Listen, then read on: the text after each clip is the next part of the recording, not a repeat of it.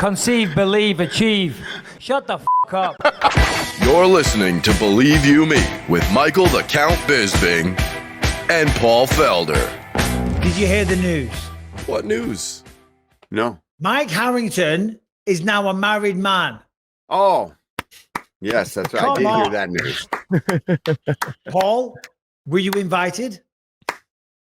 I was invited to a birthday party. Was that also the same time? Yes, it was a secret wedding. Hold on. Old secret wedding. Yeah, we just... Hold on. Paul was Your volume invited just to the ticked down. secret birthday party. I am a 2-hour drive. I am a 2-hour drive. He's right up the turnpike. You got to get a cross-country flight. I think you were more than welcome if you were a little closer. A token invite would have been appreciated, Harrington. I'm just saying. Yeah. I told Alex to send something to Rebecca. If she didn't, that's on her, man. Hey, listen, I couldn't care less. I just want to say on behalf of myself, the whole show, the believers, as Paul already did. That's amazing, buddy. Congratulations. How was it? It was a lot of fun. Yeah, a lot of fun. My brother, all right, check this out. My brother, we held the ceremony for him. It was supposed to be a big surprise. We are going to do it at like 5 p.m. or so. He pushes it back. He says he's not going to be able to be there at 5:30. Then it's 6. Then it's 6:30. I tell him, hard start, 6:30. The party start time was 3 p.m. Who do you think arrived later? My brother or Brian McKay? Oh, man, this is how you're going to tell him? Oh, definitely Brian, based on just the response there, right? Just the reaction tells me. Okay. All right. So my brother's 3.5 hours late. Brian was roughly 26 hours? 5 hours late. I mean, he showed up the next day as we were eating leftovers.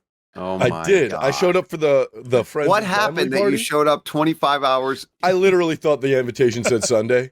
Oh my So God. I spent the whole week thinking that it was Sunday. I was like, I got plenty of time. I show up, I ring. I'm like, there's a bunch of cars outside of my Mike's in-laws' house. So I'm like, oh yeah, obviously. I picked no thought that it was the day before. So I get there, I ring the bell. I'm like, somebody should have answered the door by now. Like 5 minutes go by. Mike's mom comes to the door and she's like, oh, hi.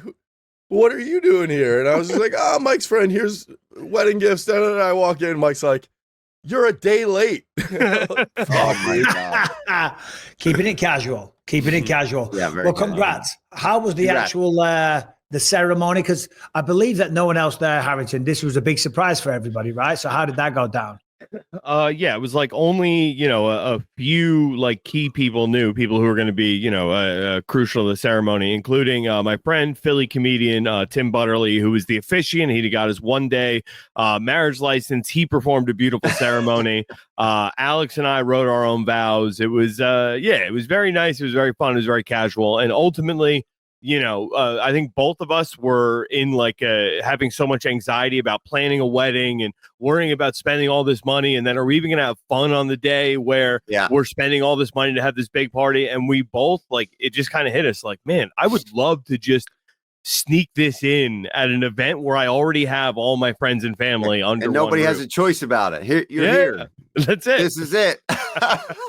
So, and you don't have to spend an absolute fortune because you're right. Look, listen, it is nice to give, the big romantic wedding and all the rest of it. But looking back, it's just such much money. a waste of money. Dude, Paul, you're married, right? We went to the courthouse, did it, and we've been planning on something like that, Harrington, for a while now. And I think one day that's a great idea. I think we'll just sneak it into some function that people are going to be at our house. The main family members of who we care about and are close with will be there. And I'll just make it so that a couple friends that are super close. And of course, Michael Bisping will be invited because I'm not disrespectful. So exactly. You're not disrespectful, Paul. You were raised correctly. That's how I was raised. Exactly, Michael. Exactly. Just last thing on weddings before we move on, and congratulations once again. Went from being homeless, living on a bench, getting abused and threatened by Sean Strickland as someone that he would murder, to now being a big time producer, managing comedy stores and shops and venues, and a married man, a father of a daughter. I mean, geez Louise, what a journey you've been on, Harrington. Yeah, man, it's been fun, dude. Just stay the course. It all works out. Stay the course. Just don't give up on yourself. Okay. All right. Well, piss off. We'll bring you back in a minute when we need you. How was your weekend, Paul? It was good. What did we do? Nothing crazy this weekend. Friday, I feel like there was something that happened and I can't really remember. But like I said, I chilled with the family a lot this weekend, did a lot of boring bike riding that nobody gives a shite about. How many miles? I mean, if you must know the exact number, it was 203.5 miles this week. Yeah. Dude, I'm a psychopath, man. My hip hurt for every second of it. Let me just put it that way. And I still did it.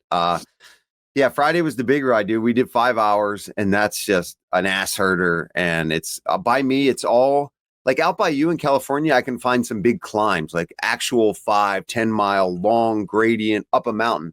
By me, it's all hit like big hill, big drop, big hill, big drop. So, but we did like 7,000 feet of climbing on 80 miles, and I ate a fucking pizza.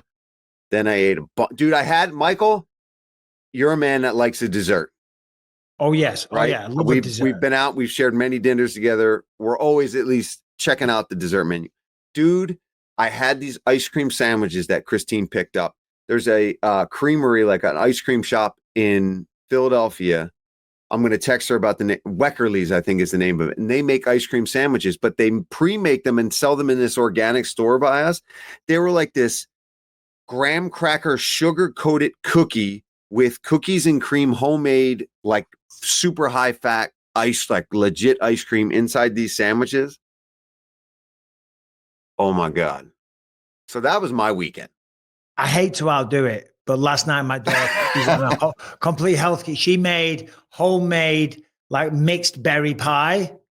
Mm-hmm. It was the best thing ever. But I'm sure your ice cream sandwich was fantastic. We are going to talk some MMA. There was fights at the weekend. We're going to talk about that. UFC Mexico City. We had some pullouts last minute as well. That was a shame. We've also got the one and only legend, Quinton Rampage Jackson, former teammate, champion, all-round funny bastard, one of the biggest personalities in all of mixed martial arts, and one of the hottest prospects in all of MMA right now, of course, the one and only Lord Jean or Gene Silva? Silva? I think we're right with Jean Silva, and he seems like a Jean more than a Jean-Claude Van Damme. Exactly. Yeah. Jean-Jacques Machado. Yeah. Jean Silva. Lord Silva, who has what a psychopath that is. What a crazy fight. We knew that fight had something crazy was going to happen to Bryce after all the controversial stuff that he said, and then they give him Jean Silva, just another crazy bastard. That fight's going to be awesome. Yeah, no, that's going to be awesome, and we'll talk to him later. And then we've got all kinds of MMA stuff going on. Real quick, Friday, I got myself back in the gym for the first time. Bro, I was so excited to see you punching people. And even though it was clearly you were being controlled, you weren't doing anything crazy. But man, like when you know a guy so long as a fighter, and then we've been just commentary and buddies and podcast guys now, that like you forget what your buddies look like when they're like moving around. And I forgot about you don't know where the hell you're going to be. I can tell you're a pain in the ass to deal with if you were sparring with you, because you're like, oh, what the f is he doing? And then he snaps you with a jab. You know what? Like, look, he's always. And then the hands come down a little bit. You're like, what the? Yeah, you got good head movement. Oh, look at this. Let's go. So, yeah, it went down. It was very nice. Rocco was there. He was getting ready for Chris Weidman. They're fighting in the GFL. So he did a few rounds against Antonio Tricoli. Nick Maximoff, who used to be with Nick and Nate Diaz. He was down there. Chito Vera, obviously, it was his gym. So I just had a few little play around rounds. And then at the end, I got in with Chito. Obviously, I'm twice his size. So we're having a little friendly spar. I haven't done it in ages. And I'm like, you know what? I'm going to shoot a double leg takedown, which is a complete bully move because I'm twice his weight. Shoot a takedown, get on top of him immediately. immediately pulled my back. So today I can hardly walk. I swear to God, I'm in so much. I never said it because I felt it go immediately, and I thought, I'm not saying anything. I'm not bitching out. I'm going, I've got to stop sparring. I've pulled my back out.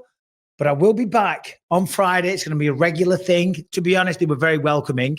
We hung out afterwards and we're talking about this. Check this out. We got to get a videographer to film this. So Perillo wants to start playing golf. I said, I want to start playing golf. Cheeto wants to start playing golf. None of us know how to golf. Rockhold, of course, master of everything. He can golf, so he's gonna teach us all golf. So we're gonna hit the courses. I almost said the slopes. We're gonna hit the slopes, the courses. We're gonna swing some golf clubs around. Should be a good laugh. Looking forward. That definitely is video footage that needs to be recorded, and I'm sure some of it will not even be able to be used because some of the things that could be said between you, Cheeto, Perillo, and Rockhold. I can only imagine the conversations that could happen on that golf course. Well, it's the golf course etiquette as well, because that's what we were talking about. Because a buddy of mine, Jacko, came and stayed at my house, and he was, these days, my buddy's killing it. He's got his own company and doing very well. But back in the day, life wasn't so good. So I flew him out to England. He was on his ass, you know what I mean? He was helping me out a little bit. But he played golf, and that's the only time I played golf. So we went to the golf course, and I was talking away. And he was lecturing me, going, Michael, you got to lower your voice. The golf course etiquette. I'm like, never mind golf course etiquette. I'm paying for everything. Where's your etiquette on how to behave? Never mind golf course etiquette. Anyway, it was good to be back in the gym. Good to feel alive and just mixing it up with the boys again. I have missed that feeling. Yeah, and that's what's so nice about it, right? I mean, I'm the same way. Like, I don't get down to Philly, not even every week. Every time, but sometimes I'll be there two, 3 times a week. Another time it'll be a couple weeks. This week I'm going to try to go down there at least one time. But yeah, I'm the same way. I got to be strategic because otherwise, like I do hurt from it. It's a different kind of hurt. Like I can do the bike, and my hip will hurt a little bit, but it's just one motion. But when you go and you do MMA, shoot double legs, your neck starts to get cranked certain ways. Even just boxing, you're moving around, and man, feel these years. And I did still feel like I've still got this. I still got it. I still got this. Anyway, enough about us. The problem. We got a lot of shit to talk about. Obviously, we had Mexico City at the weekend. Brian, get ready to play this clip of the one and only Joe Pyfer. Obviously, the main event, Brandon Moreno versus Steve Erceg. Very, very technical fight. And it was a great fight. We'll talk about that in a minute. But I was really looking forward to Kelvin Gastellum versus Joe Pyfer. Joe Pyfer's doing big things. He's on a hell of a tear right now. Big knockout power. He's got a personality. He doesn't care who he offends and stuff like that. I believe you know him well. And, of course, he got food poisoning the last minute. I think Harrington put a video in the notes, Brian. He got food poisoning in the last minute. He had to pull out of the fight. And here is what he had to say. But for now, it still stings that I didn't get to fight, but the last thing I will address is I don't care if it's offensive to you. I will never go back to that country. I did everything right. I slept in a tent. I did all this work to still get sick. Some people are saying it wasn't the food, saying I got altitude sickness. I'm not a geographic, elevation scientist, but I was told as long as I acclimated, which I did for 2 months, slept in a tent and on the floor, I did everything that I could to prepare. And if that's what altitude and elevation is, that country, I will never fight there again. Shithole, not going back. Oh. Don't care if that's offensive to you. You're not the one fighting. Suck my balls. Suck the balls, Paul. What do you think? This is your boy. Listen, I was not happy when I saw this, and I'll talk to Joe when I see him in the gym. I don't think this is the way that you should handle it. I even texted Sean this morning, and I went, wow, geez, Joey's not trying to get any more fans. And he's like, oh, my God, I won't say, we're just both kind of like, hey, this isn't the way to handle that. I know he's very upset about not being able to fight, and as he should be pissed off, but what do you gain? It doesn't change the outcome. It doesn't bring anything back. When you're a professional fighter, things are going to happen. You're going to have to fight overseas. We are not an American company alone anymore. We are an international enterprise with the UFC. Like, We are going everywhere and anywhere where it is possible. You know that. And sometimes you get sick and sometimes it sucks. But that could happen in Vegas, Michael. Do you know what I mean? Like that could happen anywhere that you're going to go out and you eat. It just sucks that you just happen to be the guy that got sick. And I feel for him, but saying suck my balls and all that kind of stuff. It just is a bad look, unfortunately. He's pissed off. He's angry. I totally get that. I totally understand. Imagine you do a full training camp, you fly down to Mexico, you do everything right, you do the weight cut, and then the last minute you get sick. I would be pissed off as well. I would be angry. But I think with a little bit of hindsight, when you're sleeping it after a day or two, we all know they do a lot of Mexican food in America. I'm sure that you can get shitty Mexican food. I'm sure you can get food poisoning in America. You can. Right? Yeah. Dude. Right now, you got to be careful. He's just angry. He's just venting. He's just pissed off, So, but the suck my balls. It's like, Joe, Joe, people love you. And then I saw some of the comments. People were like, "Don't be like Joe Pyfer," and I'm like, the whole thing was be like Joe Pyfer, and he's just getting back in the octagon and a knockout away from people forgetting about him ranting about Mexico City and all that. It is a tough city to fight in. You do have to be careful, and there is the altitude. And to address the altitude sickness, I get where people are coming from. He was out there long enough where it clearly you don't shit your brains out and vomit and get a fever from altitude. You get really bad headaches. You can get some slight nausea. You can get lethargic and things like that. You can have trouble sleeping. Because I am a bit of a geographical altitude whiz when it comes to these things. But no. Those are definitely not symptoms of altitude sickness. And even if you did get those symptoms, that'd be like in the first day or two. Yes, it would be when you've been there for a while. He's just pissed off. It was a shame. It was a shame because I was looking forward to that fight. Let's talk about some of the fights that did happen, and I'm looking forward to seeing Joe Pyfer back. And you know what? The suck my balls. I like it. I like a bit of attitude. I like a bit of shit talk. I like a bit of character. I like the fact that he doesn't care and he does not give an. So more of that, please, Joe Pyfer. Let's have it. Let's have a bit of personality. Let's have some people that aren't afraid to ruffle a few feathers. Okay, you don't have to get all racist with it. You know what I mean? And talk about it. No, and I don't think and that's what people were accusing him of that. And I'm like, he just said that the place sucks. Like he doesn't have to like everywhere that he goes.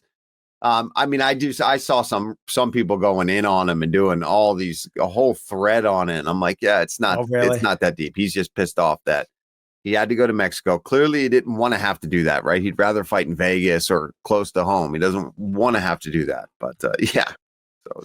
Well, if you want to build a worldwide audience, you do have to travel.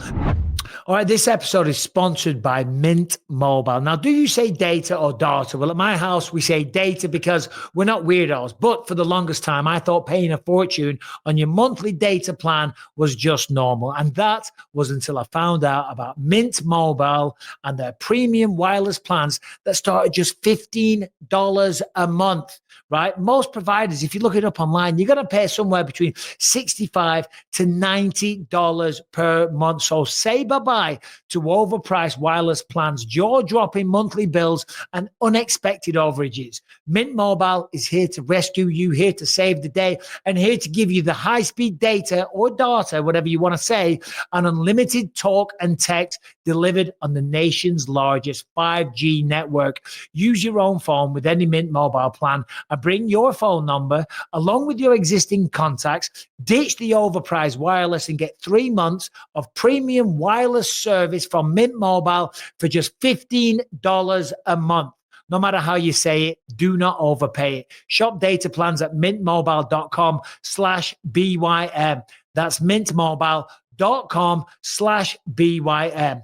Upfront payment of $45 for a 3-month 5 gigabyte plan required, equivalent up to $15 a month. New customer offer for 3 months only. Then full price plan options available, taxes and fees extra. See Mint Mobile for details. Anyway. One person that didn't have to travel, see that segue there? My God, Brandon Moreno, Mexico's own, went up against Steve Erceg. But I want to talk about a fight earlier on down the card, Raul Rosas Jr. versus Vince Morales. Did you see the fight? Yeah, I did. And if Rosas got the job done, he got the job done, used his wrestling to great effect. But I'll be honest, the person that kind of impressed me more in that fight was his opponent, Vince Morales, because he was fighting his way back into it. And yeah, Raul Rosas Jr. now is on a 4-fight win streak. He's got a record of 11-1, and he had a lot of hype around him. But I think he's got a bit of work to do from what we saw, because it was his opponent that was coming close to finishing the fight. I mean, the fight ended with him threatening like some modified Doris choke or whatever it was. And if there was another round or so, could have been a lot of problems for Rosas. Yeah, I was thinking a lot about that fight, and I thought a lot of it when I was watching it. And you're right about Morales, that he definitely had moments that make you go, this poor bastard has been in every fight he's been in. Like, he's a competitive SOB. He's clearly skilled out of his mind, and gave him a lot of trouble and came really close to finishing that fight a couple times. And especially at altitude, right? When you start to get chokes, maybe they're not even fully in. It doesn't take all that much to get a guy to panic, because you can't breathe as normally as you would at sea level. And another thing I thought, so Morales, no matter what, it's like, all right, we got to continue to give this guy shots, even though a lot of his fights recently have been losses. Man, he makes it a fight every time. He's a guy that I think you keep on the roster and you give him another shot, because he's game every single time he shows up. He's clearly got skills. And as far as Rosas, I was thinking the same thing. I'm like, all right, he's still got some holes in his game. He's still got, but dude, he's what, 20? I don't know what he is. Let me have a look here. Like, because he's a kid. Old. He's 20. He's 20. So I think the same thing. I think keep giving him guys like that. Keep building him. Like, even if he wants to be pushed to the next level, why?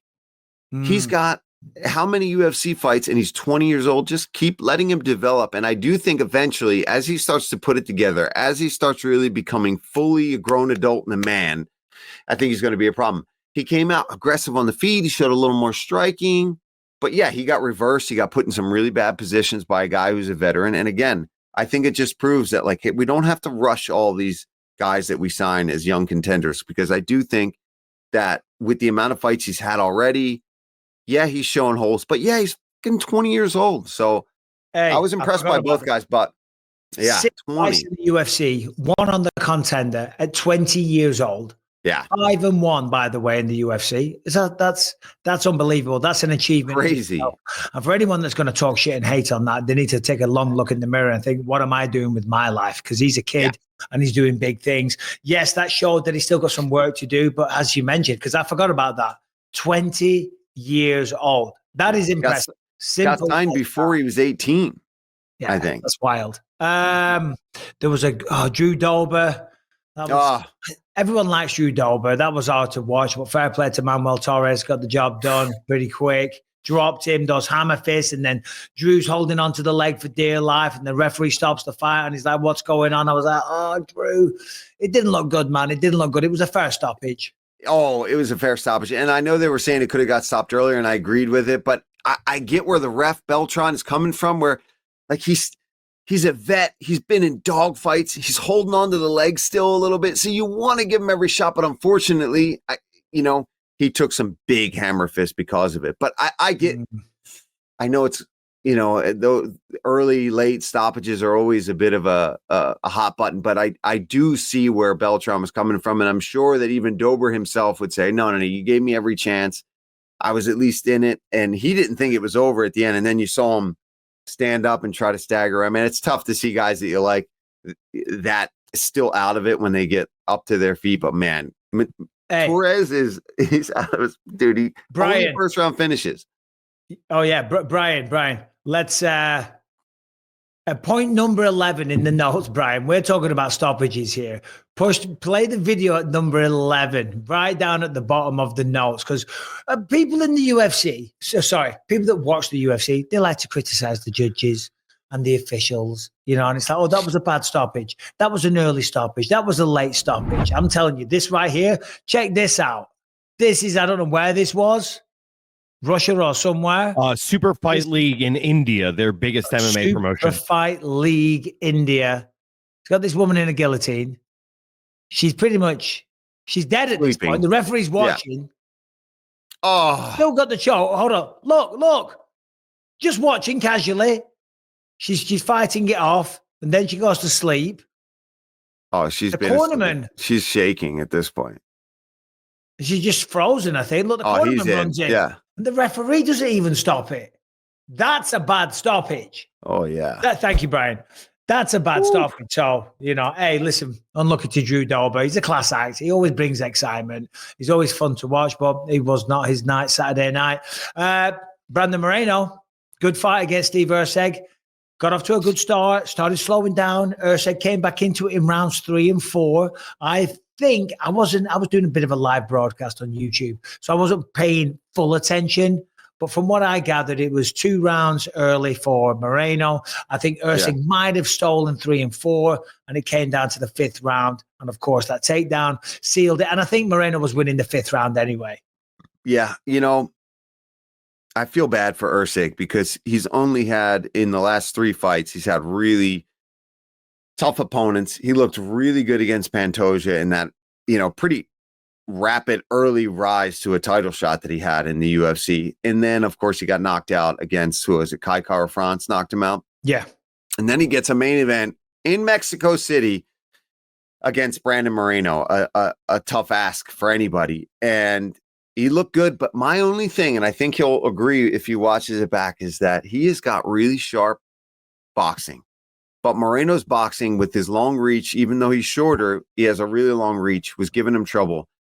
And I just wanted him to throw more and sit down on his shots. And they were even talking about, I think maybe it was DC was talking about how he just needs to sit down a little bit more on those shots and get some respect. Because even though he was peppering and touching, Moreno would walk through those shots and then land. He would do that right hand dip and come with that big left hook, and he was landing it over and over again. And I think Erceg needs to start looking at more knees, more kicks. But again, this is a guy that rose to the top really quick and now has had some setbacks, unfortunately.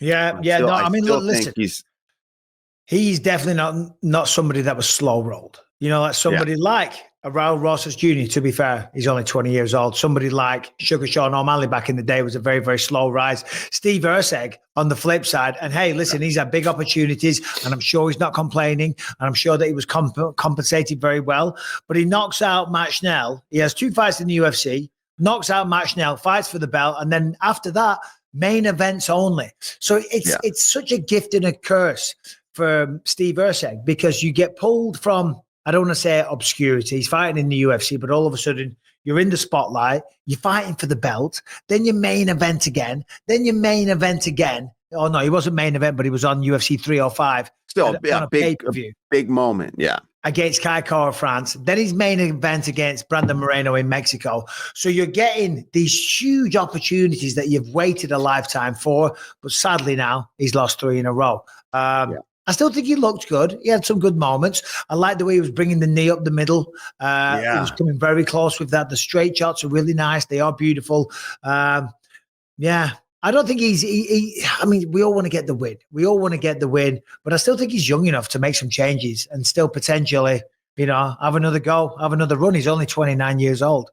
Yeah, I'd like to see him fight down the rankings a little bit. And not that anybody's easy in the UFC, but let him get some fights that are a little less intense, a little just slightly less high level than the guys at the tippy top, like the Moreno, the Kai Kara France, the Pantojas, because you see what he did when he got in 3 in a row. He looks really good doing it.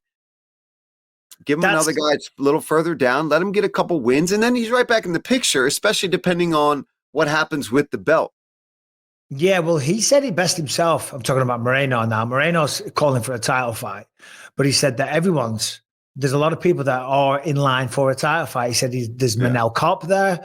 There's Kai Kara France. There's himself, he feels like, as well. So 125. Is it 25? Yeah, we're talking about 25. 125. 25, definitely heating up. Right, Mexico City. Harrington, we had a couple of fights fall apart at the weekend. Which one do we talk about first? Do we talk about Carlos Prates, Paul, Harrington? Or do we talk about the fight with Khalil Roundtree and Jamahal Hill? Harrington, which one do you know the most on? I would say probably the Prates thing because there's been the most coverage on that one. We know that Geoff Neal is injured and will not be able to make the fight at UFC 314. We also know that they are not keeping Carlos Prates on that card. He did, however, come out and say that he has big news and good news coming soon. I'm devastated, though. He's turned into one of my favorite fighters. I love that guy. I love the vibe. I love the way he fights. I love his energy. I love the fact he doesn't give a shit. He's like, yeah, I smoke 10, 15 cigarettes a day. So what? I'm still knocking people out and I couldn't care less. He's unashamedly himself. And again, I love that. Character. He's a character. There's no doubt about it. Dude's always got a smile on his face. He's living his best life right now, just knocking dudes out in the UFC, smoking some cigs, having a couple of drinks. Yeah. Do a little, just, dance to a little bit of music, smoke that cigarette, and carry on your way. Don't take life so seriously. He definitely does not. Smile on your face. Yeah. Of the fighting nerds, he seems to be the guy that if I wanted to go out and chill with, I'm definitely calling Prates. So I'm like, yo, listen, we're going to go out tonight. We're going to have some drinks. We're, may or may not smoke some cigarettes. So bring a pack and we're going to go hang out. We've got John Silver on later. So we'll ask him what he's like, because that's a good question to talk about each of the guys and what they're like in personality wise, because the fighting nerds have all kind of established themselves as their own character, which is what's so great about all of these guys. And Prates is definitely the party boy. For sure. It'd be funny if he said, if John Silva says that it's not so much the case, but there's no way. There's no way. There's no way that's not the party guy. Yeah, everyone does. So Carlos Price ranked number 13. I'm just looking at the rankings, and he was going to fight Geoff Neal, who's number 10. So he said he's got something big coming up soon. The question is, who will it be? I'm going to throw it out there. I say it's a big jump. It is a big jump, but I'm going to say Carlos Prates versus Ian Machado Garrett. Took it, Paul. I took it. That's what I was going to say, man. Well, who are you going to say now? And the only other one I was thinking that it could possibly be, I was talking with somebody else about this earlier. Let me see what they said. Buckley was another one that was mentioned. Maybe it could be a fight that makes sense. Usman is still floating around. It's not Usman. Usman's talking about Sean Brady now and that he likes that fight. And if Sean doesn't end up fighting the winner for the belt, and it is Shavkat, that's a fight that could make sense. It's definitely not Sean. I know that for a fact. So yeah, I do agree that I think Ian is a major front runner, and then Buckley is one that could be. I don't see it being Usman. So who else could it be in that mix? It's not Shavkat. He's out. He's hurt. I'm just looking here, and then there's Gilbert Burns at 8, Colby Covington at 9. And by the way, I'm glad I mentioned Colby Covington because you've got a point not to pick, but you've got a point to make. We can talk about that for sure.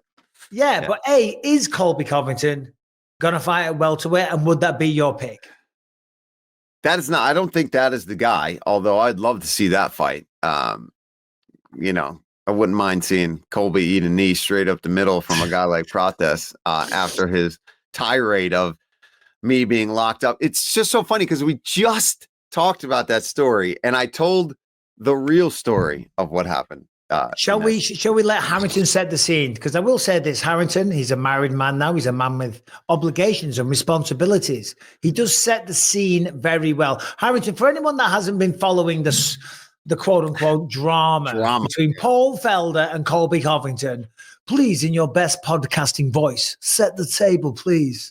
All right, we got Paddy Pimblett walking through the UFC PI. He runs into Colby Chaos Covington, says, guy was looking at the floor, wouldn't look him in the eyes. Where's all that shit talking online? Paul Felder jumps on, right, in the true Irish Dragon fashion, breaks it down for people like it is, says this guy's finding it hard at 37, 38 years old to keep up the act of being a college bully. Colby Covington initially says, I got a lot of respect for Paul Felder. Would never have an issue with Paul Felder saying anything like that. That's what he's supposed to say, just calling it like he sees it. Then a couple days later, he gets on Twitch. People start gassing him up. They start getting in his mentions, whatever you want to say. And Colby released this. If Paul Felder keeps running his mouth from the commentary booth, he's going to get slapped as well. That's so self-loathing. What's going on? What's going on with Paul Felder, man? What's happening? Dude, he was talking shit about me. He was saying some shit that, he's done this and that. And some other shit. Hey, Dennis, I want you to go ask him next time you see him in person. Ask him about the time we were at Joint Base Langley, Eustis, the Army and Air Force Base, and he got tied in handcuffs by the military police to a He's laughing right there because he was drunk on the base. Yeah, but you already spoke about this. So this is great. Because otherwise he might have been dropping some kind of knowledge there. But you came out 2 weeks ago and told this story. I told that exact story. And, you know, it's funny. That'll do, Brian. Thanks, You buddy. can almost Thanks, see Brian. him. You can almost see Colby start laughing when he starts saying that I was tied to a toilet with handcuffs at the base, because he knows that that part is completely made up. And you know what? To be honest, like Brian Butler tried to go on, my manager from when I was fighting, tried to go on. He did an interview and he tried to clear the air. Bro, I even told this to him the second it released. I said, you just made it so much worse. The fact that you're out there trying to do damage control, trying to even fuel this fire is exactly what he wants. That's all he's doing. He's just being Colby Chaos Covington, because he had another video that I was tagged in before he went and did this, where he was saying the same thing Harrington was saying, where somebody must have asked him, what do you feel about Felder saying that you're older, that you're nearing the end? And he even said, well, I'm 37. Like, he's just being an analyst. That's what these guys are supposed to do. I got love for Felder, nothing but respect, and mentioned being on the base and having respect. And then suddenly he's going to bring up that I was handcuffed to a toilet and all that. No, I broke a toilet. I broke a toilet by myself in my room because I was mad.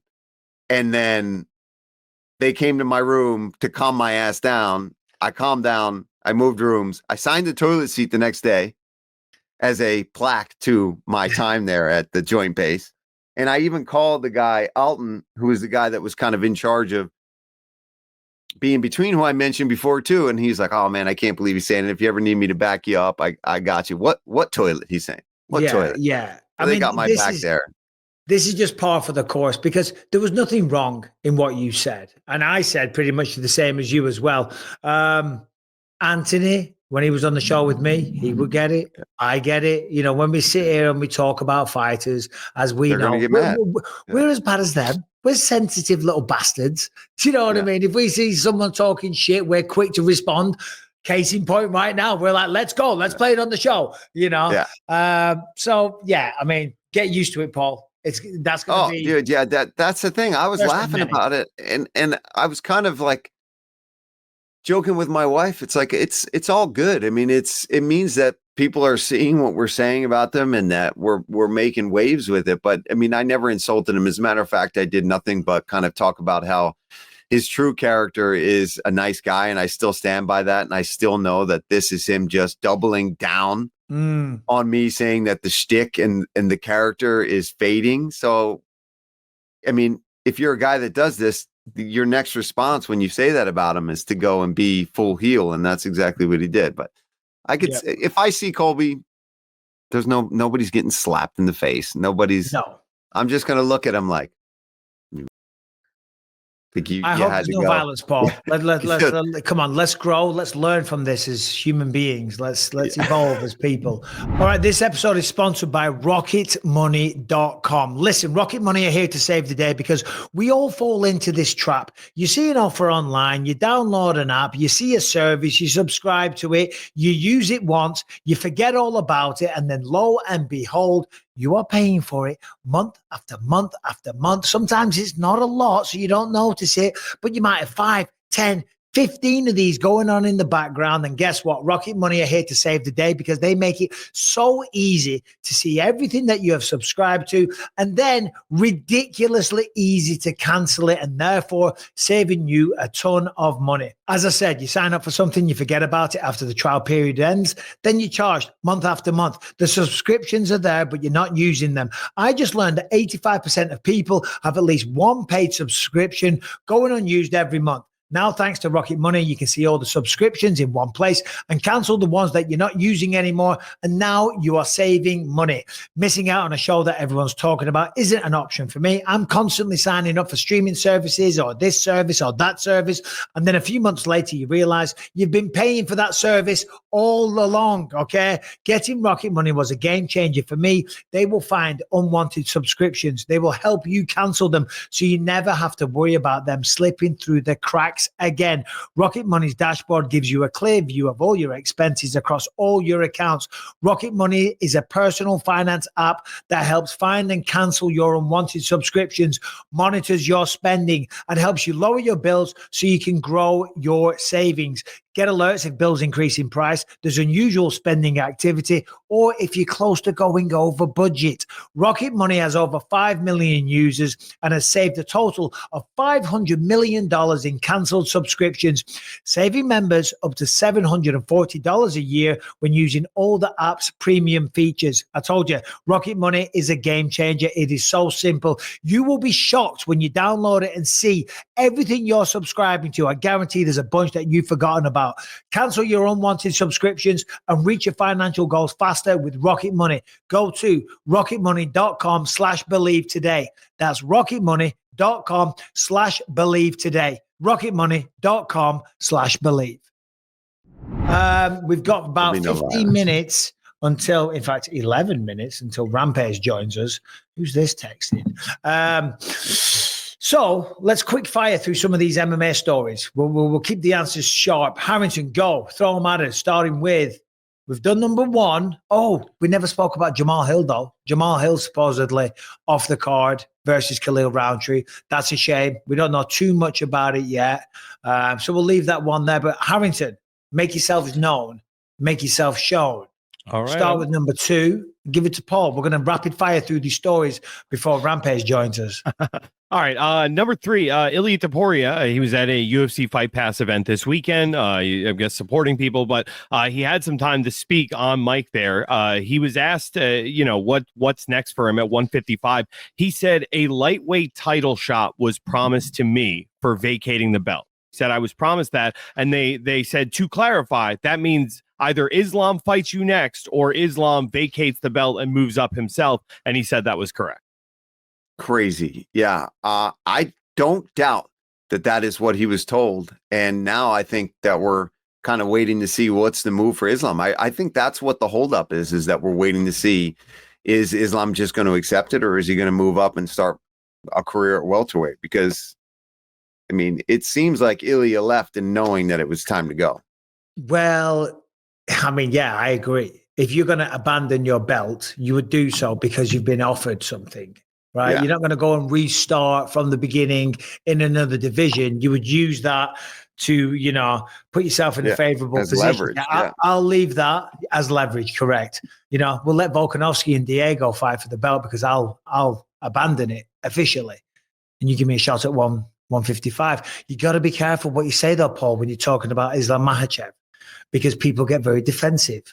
Because what you said right there is that, are you saying that Islam is ducking Taporia and that's the holdup, Paul? Is that the angle that you're trying to put out there to the public? Yeah, I am, but I'm not saying that he's afraid of him, right? I think there's a difference between me saying like, right, I know, but I'm saying like, he's probably thinking, I got to fight another 45er coming up. I got to do all this. He's like, I've earned my position as one of the pound for pound greats. And now here I am. So I see why Islam would have a holdup. But then they also promised Illia on the other side. So I feel like they're kind of just stuck with promising both guys something great. And now they've got to try to figure out how can we get them both to agree to this. And usually the best thing to do is just give them more money and they'll probably figure it out. Yeah, no, that always fixes the problem, the issue. I did see at that press conference, he's at a street named after him in Spain. Mm-hmm. Did you see that? Yeah, that's crazy. Not bad. They got to figure that sign thing out there. He's trying to pull that sign off, and it wouldn't come off. Maybe he's not filled out for 150. He's not filled out for 155 yet. Yeah, like an unveiling, and you pull the thing, and it peels off, and it was like stuck, and he was trying to. And then it like cut, and I saw that they'd gotten it off. Harrington just put it in the notes there. I kind of want to see this. Brian, just click on that video with Harrington putting that in the chat there. This could be a video of anything, to be fair. All right. Oh shit!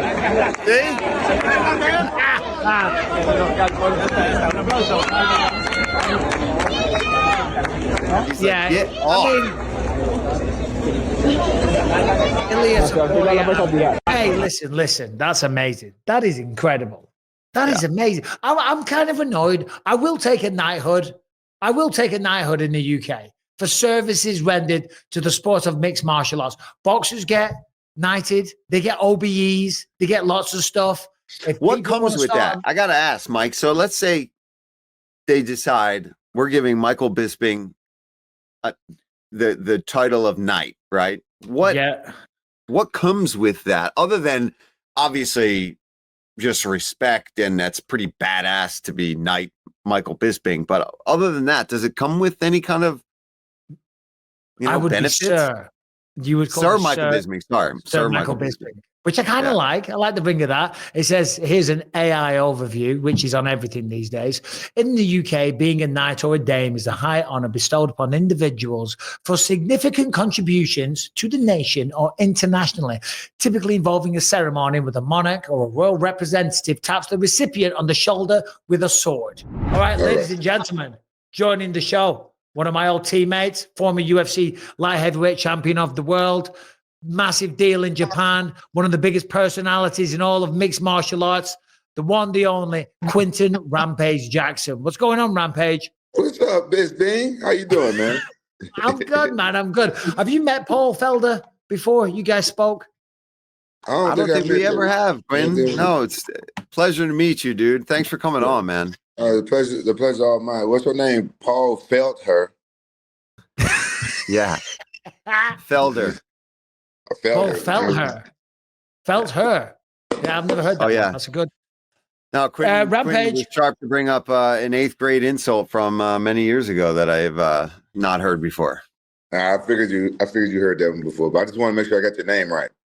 Hey! I've never heard that one. Was that really a thing, Paul? Is that what people? Oh my God! Yeah, and like freshman year history, my teacher, dude, of all people, would be like, "Oh, Felder this, Felder that." And I'm like, and the guy was about 5'2". I remember thinking at the time, if you weren't my friggin' history teacher, we'd have another issue. Now Rampage on the other side, he can say what he wants to say because I'm not looking for beef with Rampage. Oh, nah, it's never personal with me. I just like having fun. I just like making myself laugh and other people.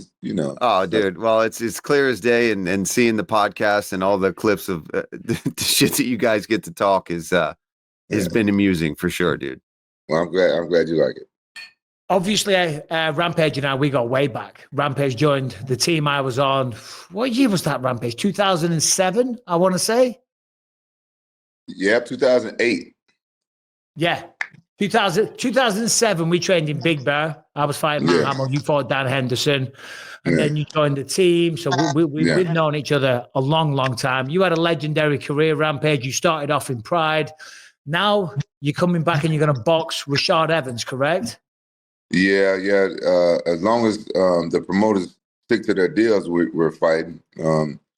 I don't know if I should say anything right now, but right now, for me, it's looking like, I don't know, man. Oh, shit. Rampage, how did that even come about between you two? I mean, obviously you guys fought in the past and then now it's boxing, but it seemed like out of nowhere that you two were going to be fighting, especially for Rashad more than anything, I would say. Yeah, Rashad was on a podcast and I was just talking about, I think I was talking about fighting Shannon Briggs. The fight fell through and Rashad like, hey, I know some promoters. And I was, I wanted to get back with him. He said, I can set it up. And he did. That's awesome. That was it. That was it. But now it might not be happening what you're talking about, money, financial reasons. Yeah, because after that whole thing with Qatar, they had me promoting the fight and act like we was, they put on the fight and those guys in Qatar was scamming. Not saying that these guys are doing it, saying that's what happened and what happened with me and Shannon Briggs fight. I don't trust promoters. MMA is totally different. You know what I'm saying? It is what it is. You got one promoter. But these guys, I've given them plenty of chances. So they're supposed to give certain deposits so everything is good. And they just haven't held up to their end of the bargain. So I'm not finna be out here fighting for free. I pull out. And I pull out and talk shit. So, I kept my word. I kept my end of the bargain on everything I'm supposed to do. And I would like for everybody to do the same shit. Yeah. So hold on. So as of right now, you're still hoping that the fight's still on and you're going to get the deposit that you were promised, but there's a potential that you're going to pull out. Right. If I don't but basically, it's like this shit is so new. I shouldn't even be saying nothing. Basically, so basically it's like if I don't get the deposit, my manager told me to don't overreact until like tomorrow night. If I don't get it tomorrow night, then I'm pulling out because I don't trust him. I already don't trust him. I already don't trust him. So because the deposit is already like 2 weeks late, and the first one was already late. And honestly, if I'm gonna be honest when I'm talking about it, it was supposed to just be one deposit, and they cut it in half. Like what's going on here? Let me ask you, Rampage. Obviously, you know, you've been around MMA since the Pride days. Before then, obviously, UFC back in, when was it, 2006? And then now we're in 2025. The sport's grown massively. You know that in MMA, combat sports, there's a bunch of dodgy without getting into too much personal stuff. But how much does that annoy you that still in this day and age, that there's people out there not backing up what they're going to say, not being true to their word? Because remember back in the day, sponsors wouldn't pay. You'd go out, you'd fight, you'd put the patch on the shorts, you'd do all the shit, but then they still wouldn't pay. I mean, it just pisses me off that there's people like this still around. Yeah, it's annoying, and it'd be big company, small company shit. That's Reebok fucked me over with the UFC. That's why I left the UFC, and Reebok had me and they had me on a contract. They gave me a shoe, and they paid me like I was doing a photo shoot. I ended up doing the fucking commercial that they ran, then dropped me and went to the UFC and all that bullshit. That annoyed me. Then I had a couple things and people don't understand. MMA is a small community, and you know what I'm saying. You people over, you burning your bridges, and it's stupid. But I heard boxing is worse than MMA. That's what I heard. That's why I want, like, you know what I'm saying, different deposits and shutting reassurances and you got to put money in escrow and shit. You don't got to do that shit with the UFC or Bellator or any Pride or any other MMA organization I would fall for. You go there and you go. But I've heard of fighters getting over in MMA and stuff too. But those like those little smaller shows, mom and pop shows. Yeah, but I think it's stupid to be shady. You burning your bridge. Fighters are going to talk to each other. Yeah, exactly. And when it comes to the boxing promoting and the difference between that and any MMA stuff you've had, like, what's been the negotiation for that? Because obviously when we fought, you know, MMA, UFC, you get a certain amount for this, you get a certain amount for that. When you get to a status like you guys got to where you get championships and stuff, you get different kind of negotiation power. But other than that, it's pretty cut and dry. You just show up on the day, you get X amount of money. If you win, you get X amount of money. But has it been just a much bigger hassle just trying to figure out purses and fights? And how many fights are on the card, Rampage? Obviously, you and Rashad are fighting. Is that the main event for the whole situation? Yeah, Rashad and I were the main event. I don't know how many other fighters on the card. It's a lot of them. But now the negotiations was cool. I'm not a greedy guy, you know. So I was happy with what they offered me for you know. 46 doing my first boxing match. Okay, I'm happy with that. And we didn't have to negotiate. And it's just you know, I don't know what they're thinking. Who knows what's going on? But they got it. I know they got Shane Mosley on the card. They got a couple a bunch of other people. I think is you know, Shane Mosley Jr. Not the older, not the dad. They got a lot of fights on there, and I thought it was going to be a good card. They seemed like they was easy to work with, and honestly, I liked a few of the people over there, but I didn't like the main promoter. After meeting him 30 seconds, I was like, what's the fuck wrong with this guy's attitude? And now I'm seeing what's going on. You know, you get to know people and you watching them and shit like that. So.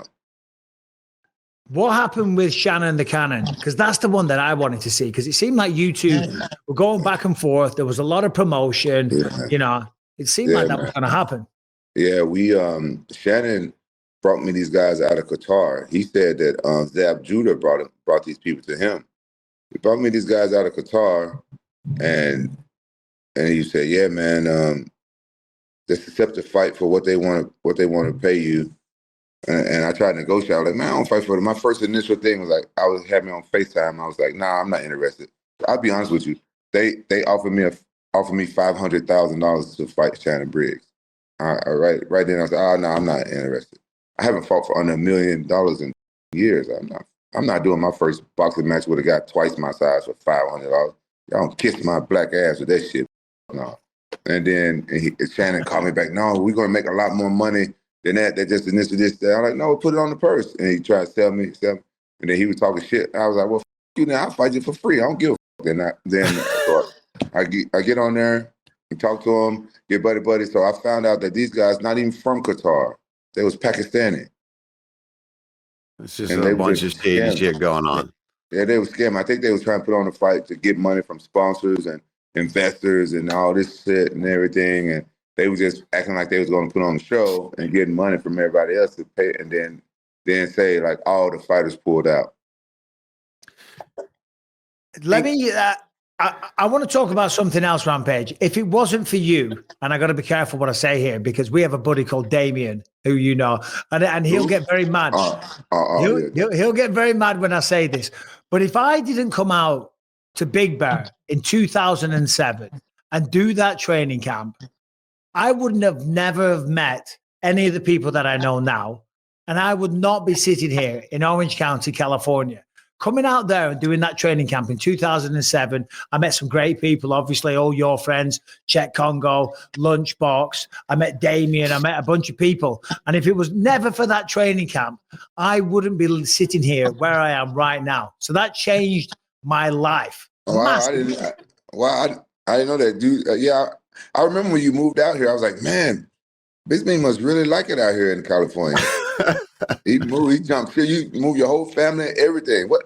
You just move everything. I was like, he ain't worried about his family back home, so he brought them with him. Yeah, well, you get one life, and you got to make the most of it. And obviously, you've spent a bit of time in Liverpool, you know. Yeah. Without getting into all that shit, I mean, you compare. Well, go ahead then. We'll talk some shit. Let's go. Because that's what I wanted to know, Rampage. Because I remember early on, and I'd watch all the countdowns, I'd watch all your training camp. I always thought it was really interesting that you did do a lot of training over in the UK, right, and over in England back when you were. You know, it was hard. How did that all start? What happened? I want to hear it.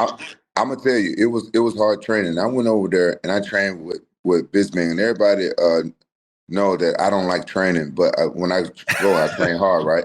And when I watched Bisping train, I never seen anybody train that hard. Tito Ortiz was the first, and Bisping trains way harder than Tito Ortiz, right? So I was like, man, this is the type of training I need. I want some of this shit to rub off on me. I've never seen anybody so disciplined and just go so hard in the gym. So I wanted to team up, and I like those guys. I like those managers and stuff like that.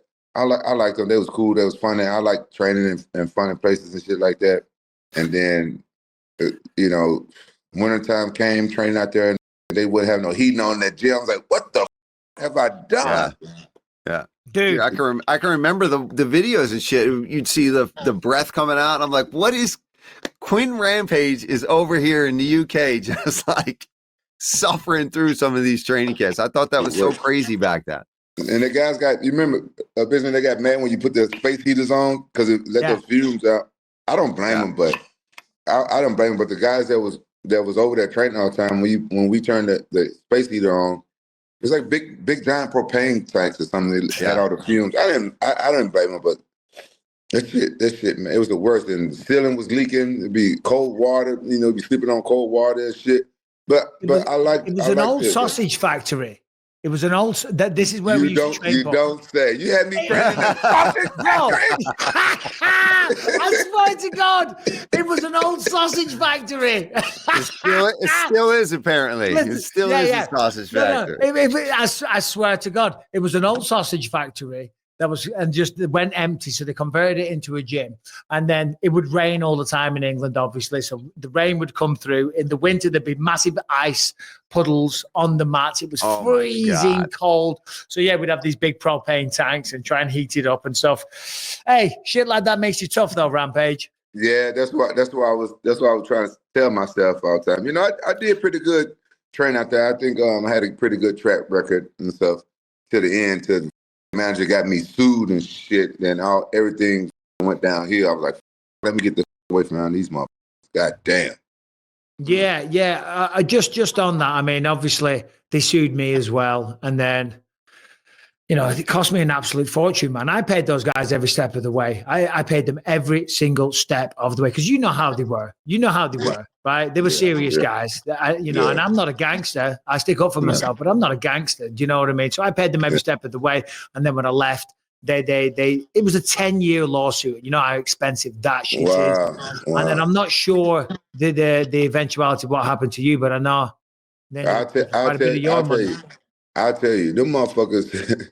He got me as soon as I joined the team. He had me invest $500,000 into this 100-year-old apartment. It was a scam. He took me there, did all the due diligence, had me meet one of his guy. I can't even remember this old motherfucker guy. Some old guy that needed a lung transplant. I can't remember the guy name. Then little time go by. You remember we had the credit crunch back in 2008, 2009, shit like this. All the credit crunch, he from the beginning. Then years go by. I paid him, 10% of every money I earned and all that. Because I thought he was a good manager. He did good. He made some stupid decisions along the way and stuff like that. But then the motherfucker stole my house. My whole house. I paid cash for the house. Stole my house, and the house that had already appreciated. The house was worth probably like $2 million at the time when he stole it. And he sold it for $800,000 like these. Ken, Rampage, this is why because I introduced you to these guys. You know what I mean? And then that wasn't your fault. I'm gonna tell you. No, I know it wasn't my fault. But there was like, you came to come and train with me. I ended up getting shafted. You got shafted as well, and I don't feel like it's my fault. No, it's not, because you warned me. You warned me. You remember you warned me about those guys.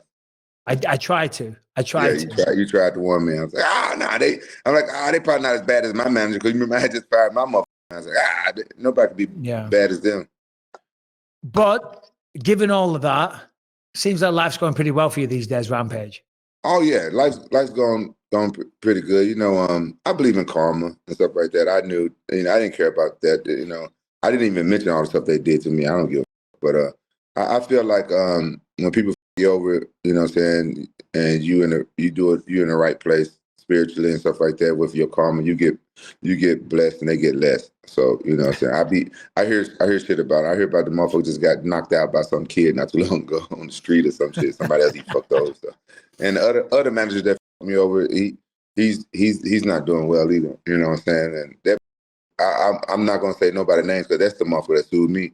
But the motherfucker stole one of my inventions and stuff. Because, a lot of people don't know this about me, but I like to invent things and stuff. And I invented some stuff for MMA. And he was my manager at the time. So I asked him to, manage this shit, help me out so I can keep training. So I see him trying to work my inventions, and he don't know what the fuck he's doing. The shit never went anywhere and everything. He tried to get Tito involved with it and shit. I'm like, whatever. And I look him dead in the eye. I was like, man, why are you stealing my invention, man? Give me my shit back. Like, well, I invented this. Look me dead in the eye and say this shit. So it's like, I feel like I've been a lot more blessed, and I'm happy to get those people away from around me, because I've done a lot better over the years, and they'll see if he's like, stealing from me if I've still been around him. All right, this episode is sponsored by Prizepicks, which is the best place to get real money sports action with over 10 million members and billions of dollars in awarded winnings. Prizepicks has made daily fantasy sports accessible to all. You just pick more or less on at least 2 players for a shot to win up to 1,000 times your cash. Listen to this. If we're talking MMA, let's say Diego Lopez versus Alexander Volkanovski. Will Diego Lopez, will he hit more than 3 takedowns in that fight? More or less. That's all you got to do. You've got to do that on 2 players for a chance to win up to 1,000 times your cash. Now, springtime is here and the baseball season is officially underway. Don't miss your chance to add your favorite players from the diamond in your Prizepicks lineup. Whether it's strikeouts, RBIs, or first inning runs, take your pick of more or less for your shot to win up to 1,000 times your cash. Now on Prizepicks, you can mix and match your player projections from different sports. Combine your favorite baseball players with players from basketball, hockey, esports, MMA, and much, much more. Prizepicks offers Venmo, Apple Pay, MasterCard, and more for quick and easy deposits into your account this sports season. So download the app today and use the code BELIEVE to get $50 after you play your first $5 lineup. So as I say, download the Prizepicks app today. Use the code BELIEVE to get $50 instantly after you play your first $5 lineup. Prizepicks, run your game. Do you feel like these days, obviously you're a father, and I know your son, does he fight now, Quinton? Yeah, my son fight, but I don't know if he How really do you feel about that?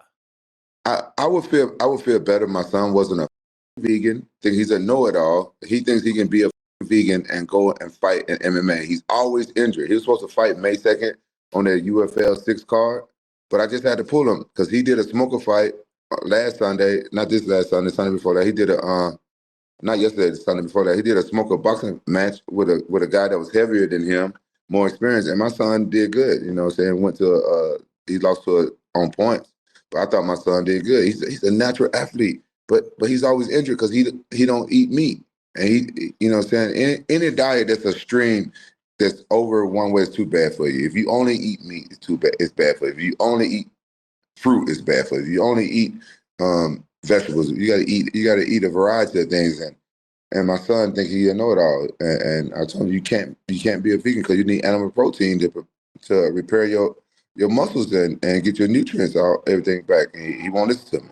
And so I just said, fuck it. He was undefeated his amateur career, and then he wanted to go pro. I said, no, wait till you get 10 amateur fights. And he said, no, I want to go pro. Then he said, I want to drop down to 155. Like he's fighting amateur at 70. How you gonna do all this shit, man? You vegan. You don't want to cut a lot of weight. You vegan. They don't listen to me. Go out there. Didn't even prepare his weight. 2 weeks before his fight, we found out that he had to lose 30 pounds. So what I was thinking is, my son just pimping me because I pay for everything as long as he trains. And that's what it is. He don't want to work. And so I figured it. So I just had to cut him off. Like, go get a job, son. But how old is he, Quinn? He's 24, and I'm tell you, at his age, where he is right now, when I was 24, he's a way better fighter than I am. Way better jiu-jitsu, way better stand-up. And he's wrestling just probably just a little bit better than I was at 24. What do you think got the vegan thing going so strong in him that he's so convinced that that's the way? Is it something he watched? Is it people around him? Like, what do you think it is? Hold on. Because I saw you put something on social media, Rampage. Who was it that he said, "Oh, this guy, I like this fighter"? He liked that Bruce Leroy guy. Yeah. I did see this, and you were like, "Well, what's he?" I saw that little.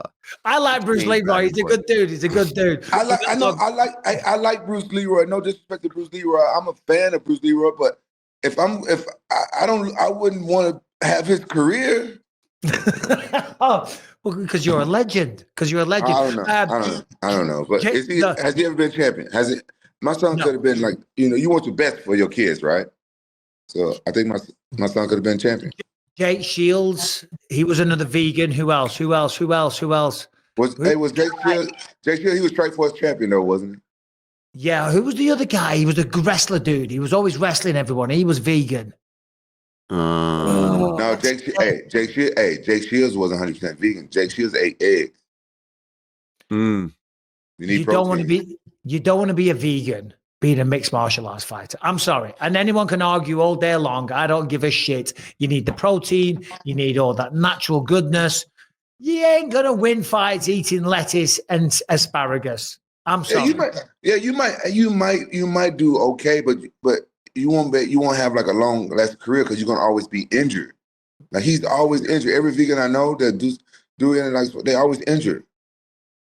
Yeah, that's the problem with it is if you're just a regular person that wants to do it and have like a cleaner diet, you're probably okay. If you're trying to be an elite athlete and do things that really just absolutely destroy the body, you're right. I think it just leaves too much on the table, too much, not enough dense nutrient, not enough. And it's hard to get the protein for like a fighter who's literally lifting and sparring, doing grappling rounds. Like you got to be eating and trying to lose weight. It's hard to eat that much as a vegan to get the protein and not eat too many calories, right? If you're eating a meat-based diet what did we eat? Like when we were cutting weight, we'd eat a lot of good meats and a lot of good fats and less on the carbs. You can't do that when you're vegan. It's way harder to do. John Fitch, he was a vegan. Was he vegan? Yeah. Was John Fitch ever a champion? I don't know. I think he fought for the Not belt. in the UFC. He fought for the UFC lightweight championship. Was he? Oh no, he did. He was a champ. He defended. He won the belt. Defended the UFC lightweight championship. Yes, so he was a lightweight champ by the looks of it. John Fitch? Was he vegan while he was fighting though? Some of these people, they become vegan after they retire. Defended the UFC lightweight championship, submission of the night against Kenny Floyd. Is this? Oh no, I'm looking at BJ Penn's record. What am I doing? Yeah, I'm like, wait a minute. Well, you only got one eye, so we'll let you get away with that. I know. Yeah. Oh shit. How's your body these days, Rampage? Because I'm 46. You're 46. Obviously, we've spent our asses off. You're getting ready for a boxing match. I hope that happens. But how do you feel these days? I feel good, man. I feel good. I've been taking care of myself. You know, it's kind of you know, sometimes when you train hard for the whole week, you feel like, oh, what you doing? But I've been taking this Blue Scorpion, and that helps you out when you get older. And I've been like doing stem cells and stuff like that in Colombia, you know, with BioAccelerator. That's been helping me out a lot. When you get older, you just gotta take care of yourself and just know your limits. But every now and then, when I wake up in the morning, after I train really hard, I'm like, oh, yeah, there's 46, that's 25 years of fighting. You can feel it, but you know, it makes you feel alive. And when this fight came up like that, Rampage, was that even on your radar? Were you actively trying, like you talked about, because you were supposed to be trying to get the Briggs fight, didn't work out. But how hard is it in the beginning for you to get yourself up for that kind of fight again when it's been a little bit? When was the last fight before this one coming up potentially? Oh shit, I didn't want to talk about it. It was my worst fight in my career when I fought Fedor. Worst fight in my career. And after that, I've been wanting to get some type of training camp so I can, you know, have a reason. You know, you gotta have me. I gotta have motivation to lose weight and stuff like that. That Fedor fight was like, it was like the worst fight of my whole career, right? And so I wanted to take that Shannon fight originally just so I could have something to train for. I'm not like Bisping where I can just go to the gym and love the gym. I gotta be motivated. I gotta have something to train me. But now since I saw that I can get back in shape and heal myself up, now I am more motivated to just stay in shape, because now I'm trying to stay in shape so I can have threesomes. Hey, bro, it's a lot of effort, man. It's a lot of effort. It's a lot of trusting. How you know?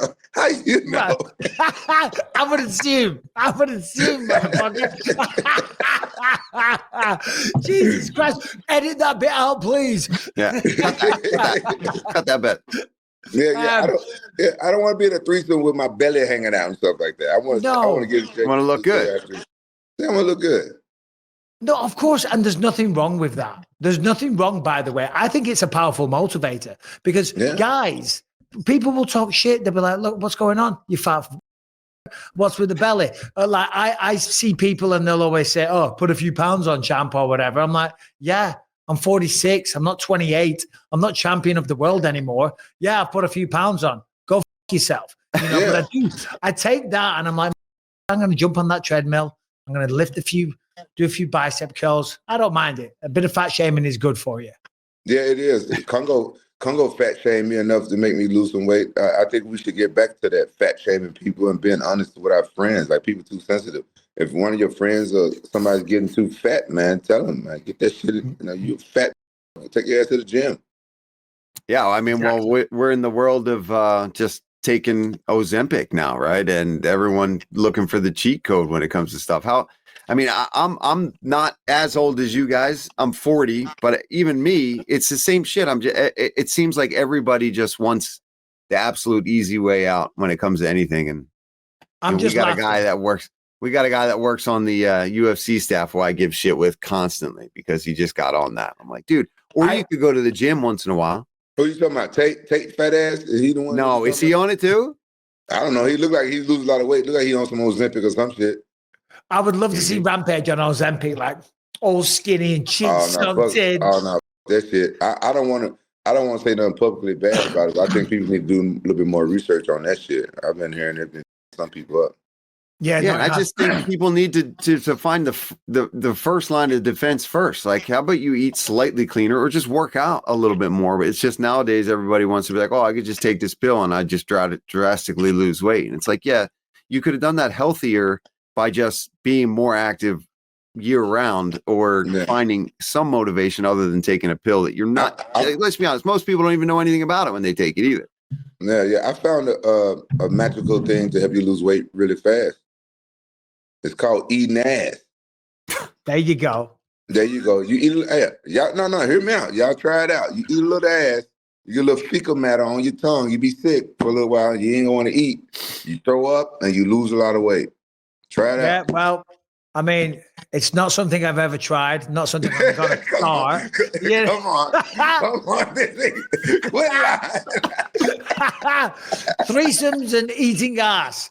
I think that's advice. The headline for the podcast tonight, Mike. Is let's get back to something we know more about. Rampage. Rampage. I'm trying to put myself in a good mood here. I know, and we're trying to bring it out of you. You looked a little pissed off when you first came. No, yeah, today's been one of those days, but it's always good to see Mike Bisping. Come on. Yeah, well, it was good to talk on the podcast, on the Jackson podcast. Yeah. Tell me how that all came together, Rampage, because you guys are killing it down there.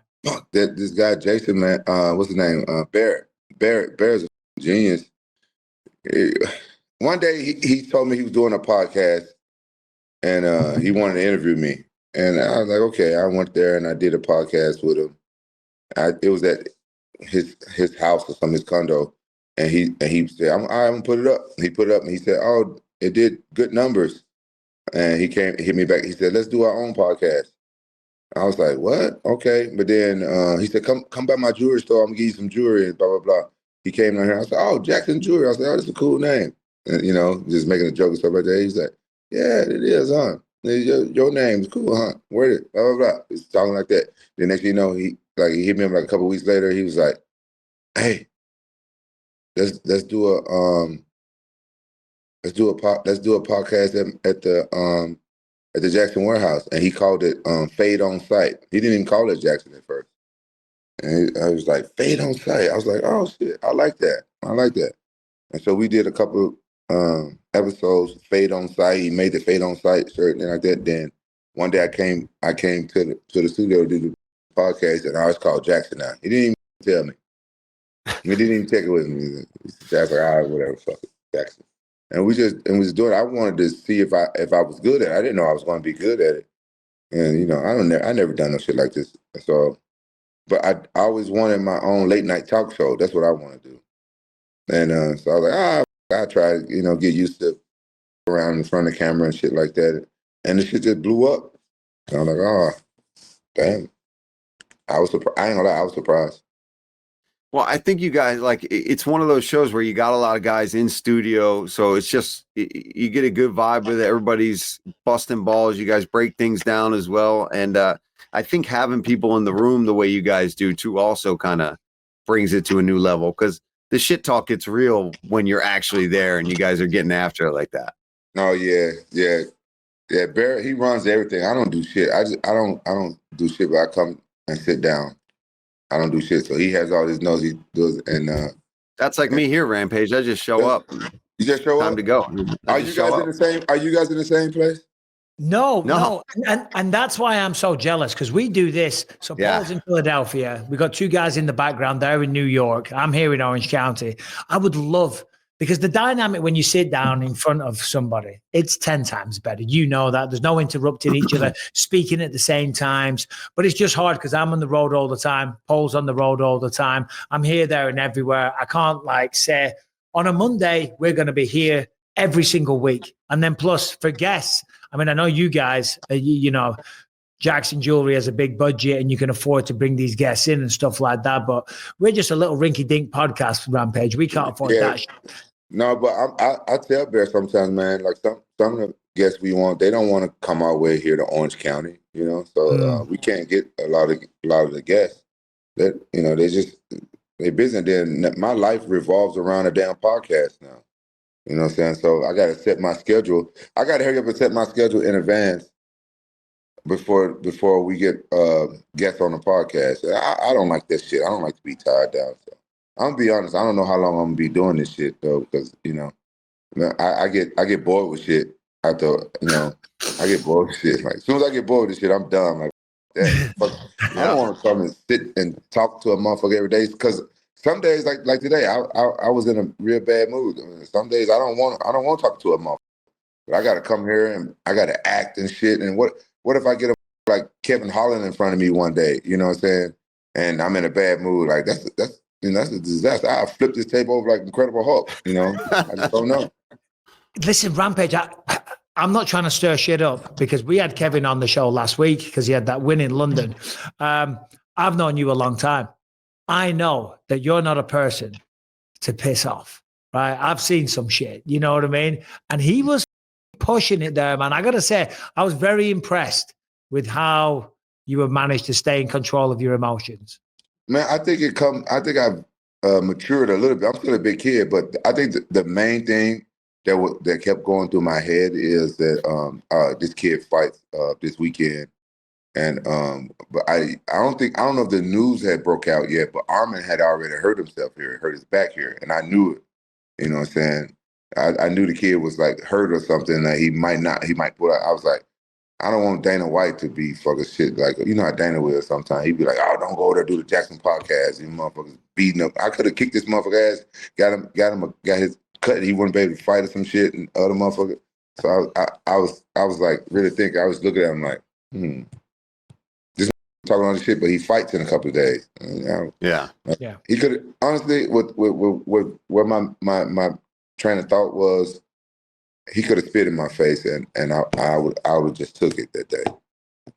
Anything he could have had a free lick. He could have kicked me in the head, smacked me in the down, and I would have took it. Because he had a fight.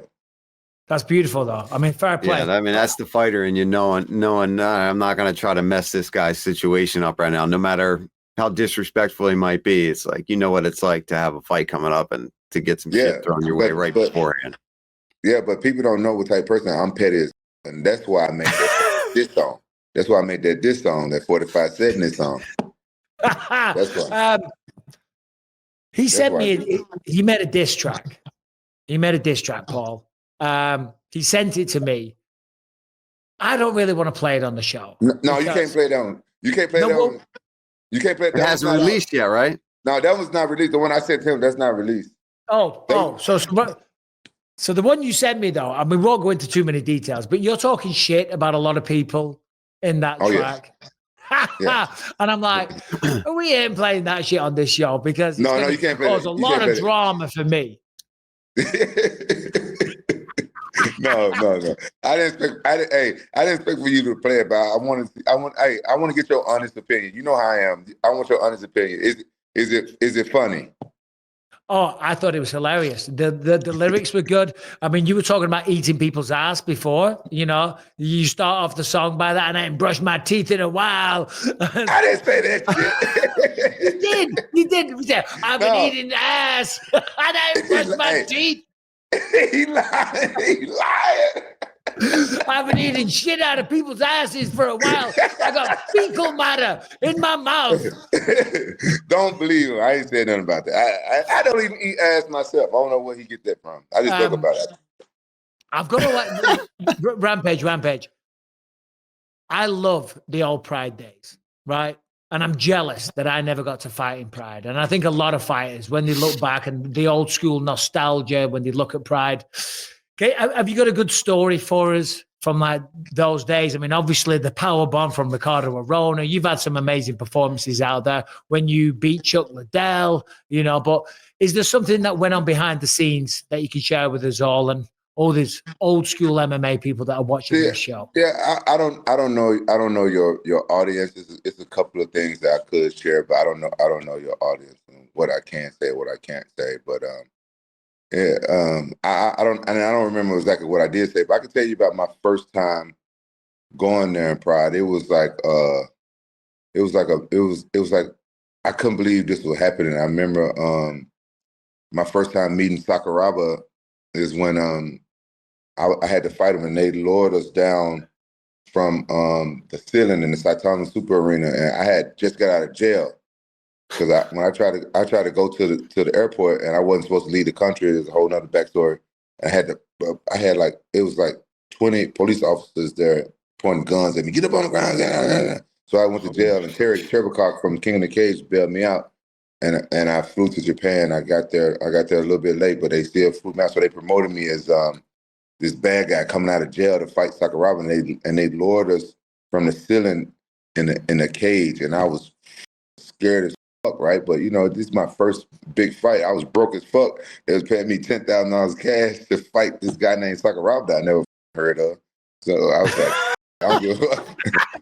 I don't give a fuck how scared I am. I'm doing $10,000. They can lower me from any motherfucker where they want to. That was a lot of money to me. So I turned around. I saw him. He poked me, and I shook his hand.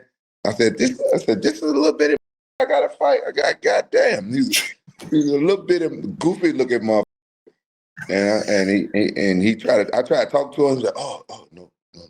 I thought he was telling me shut the fuck up. I found out he don't speak no English.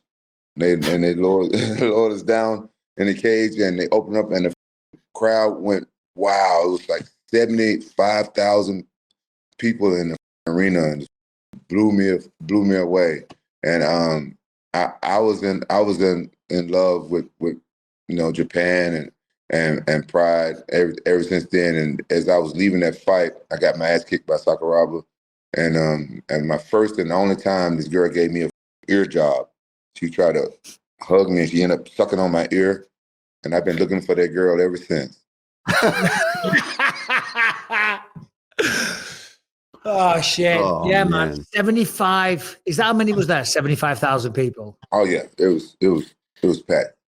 That's crazy. He was a big star in Japan. Like back then,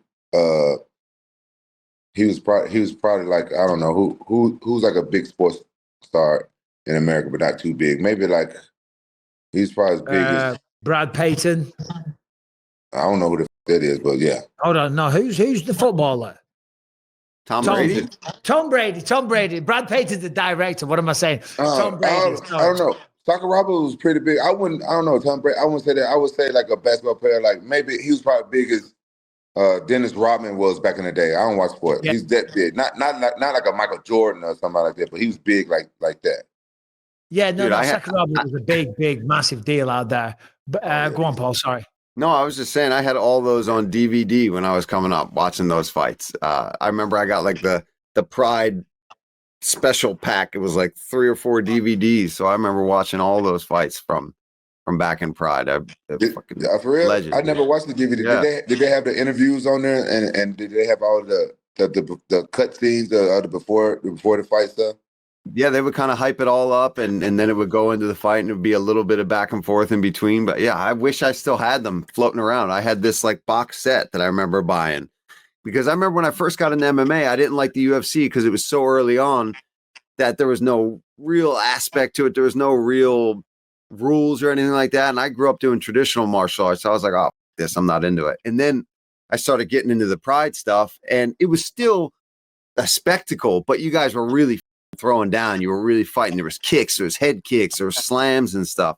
And that's when I started really being like, oh, what is this shit? And then the Ultimate Fighter came out, and by then I was hooked, man. So when you were fighting and got brought into the UFC, that was like a big deal because I watched Pride. I knew the Pride guys coming over. So this is kind of surreal, really, man, to be sitting here on a podcast chatting with you. Dude, oh, wow, that's cool. Yeah. Pride was the shit, man.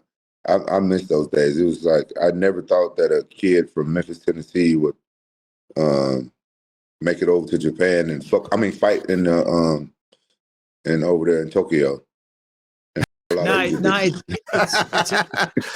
but it's awesome, Rampage, because I mean everything what you just said there. A kid from Tennessee, right? I'm a kid from Clitheroe, sitting in Orange County. I've got a nice house. I've done well. You're a kid from Tennessee that was fighting in Japan. You became the UFC light heavyweight champion of the world. You know, it's wild. What I don't know what I'm trying to say. Like a bit of adversity, or being a tough bastard, or having a chip on your shoulder, willing to work your ass off. It's amazing what you can actually achieve in life. Paul's sitting in Philadelphia. I mean, you never had a silver spoon, in your mouth. And now look at us. We've all done pretty well through these things. I'm showing my face, but they weren't showing. Yeah. You know what? It's like you grow. You come from. You're a part of everybody. We are part of our environment, and like where I come from, a lot of my friends didn't see the world the way that I saw it. Even though you grow up in like a bad situation, a broken family, you single, raised by a single mom. It's about how you look at life, and I think a lot more people take the negative road. Me, I didn't care. I'm like, you know what? I don't care what's going on around me. I'm just going to focus on my goals and make sure I get it. I make sure I get there. And I wish a lot more people would be that way instead of like complaining and stuff. Like right now, I got a lot of bad stuff that's going on around me right now. I'm in a bad mood, but I'm not going to be on the podcast sharing it and talk about it and bring that energy there. It's like the woe is me. Some of the stuff I talked about just to bring light. I hope those promoters see what the I'm talking about, so they be like, oh yeah, this motherfucker gonna start talking shit about us and start saying names and saying shit. Because I keep it real, to be honest. But other than that, anything that bad happened to us, I think we should keep it to ourselves and focus on the outcomes that we want. It wasn't easy.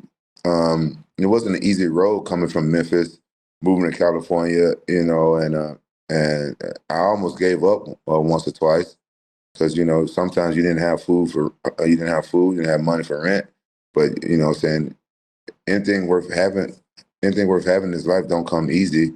I think if you focus and you believe in yourself, I think you can achieve everything. And I remember going to school. They used to have people come talk to us because I grew up in a real poor area, and they just had people come talk to us, and they was like, "Oh, you can be whatever you want to be," and I didn't believe them. I didn't believe them because back then I was a kid. I was like one of those weird kids. I was looking at my friend like, "Well, shit, what if I want to be president?" They just lied to us, so I didn't believe them. And then now, when you get older and you see like, oh damn, they had a black president. I'm like, damn, black folks can be whatever you want to be now. But by that time, I had already learned that I learned like the secrets of life. And it's for me, it's my opinion, and I hope other people learn like the secrets of life and just go out there and be successful. I mean, that's a great way to finish off Rampage. We don't want to take up too much more of your time. I got one last thing. Do you remember when you first came out to England and then you came to my house and I lived in that tiny little house, and then me, you, and Chet Congo went and picked up my son from school.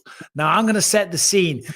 Clitheroe, England's a tiny, very, very old-fashioned town. First of all, what did you think of like that little weird place where I lived, Rampage? What was your thoughts? We're like, what the is this, Mary Poppins, like Harry Potter bullshit? Bro, I couldn't get past you lived in a brick house with a skeleton key. I couldn't get past that part. Yeah, we had like a proper key. Yeah, with a castle. Yeah, I like that. I like that. So we went to pick up Callum, who was about 3 or 4 years old, and he went to the little Catholic school, and it was 3:30 in the afternoon, and I pull up in a Range Rover. I've got Quinton Rampage Jackson, the UFC light heavyweight champion. I've got Chet Congo. I pull up, and we're picking up Callum from school, and Callum still mentions it to this day, how everyone at school was like, holy shit, who picked you up from school today? Because I don't know if you noticed, there wasn't many black people in the town where I'm from. So you guys kind of stood out a little bit.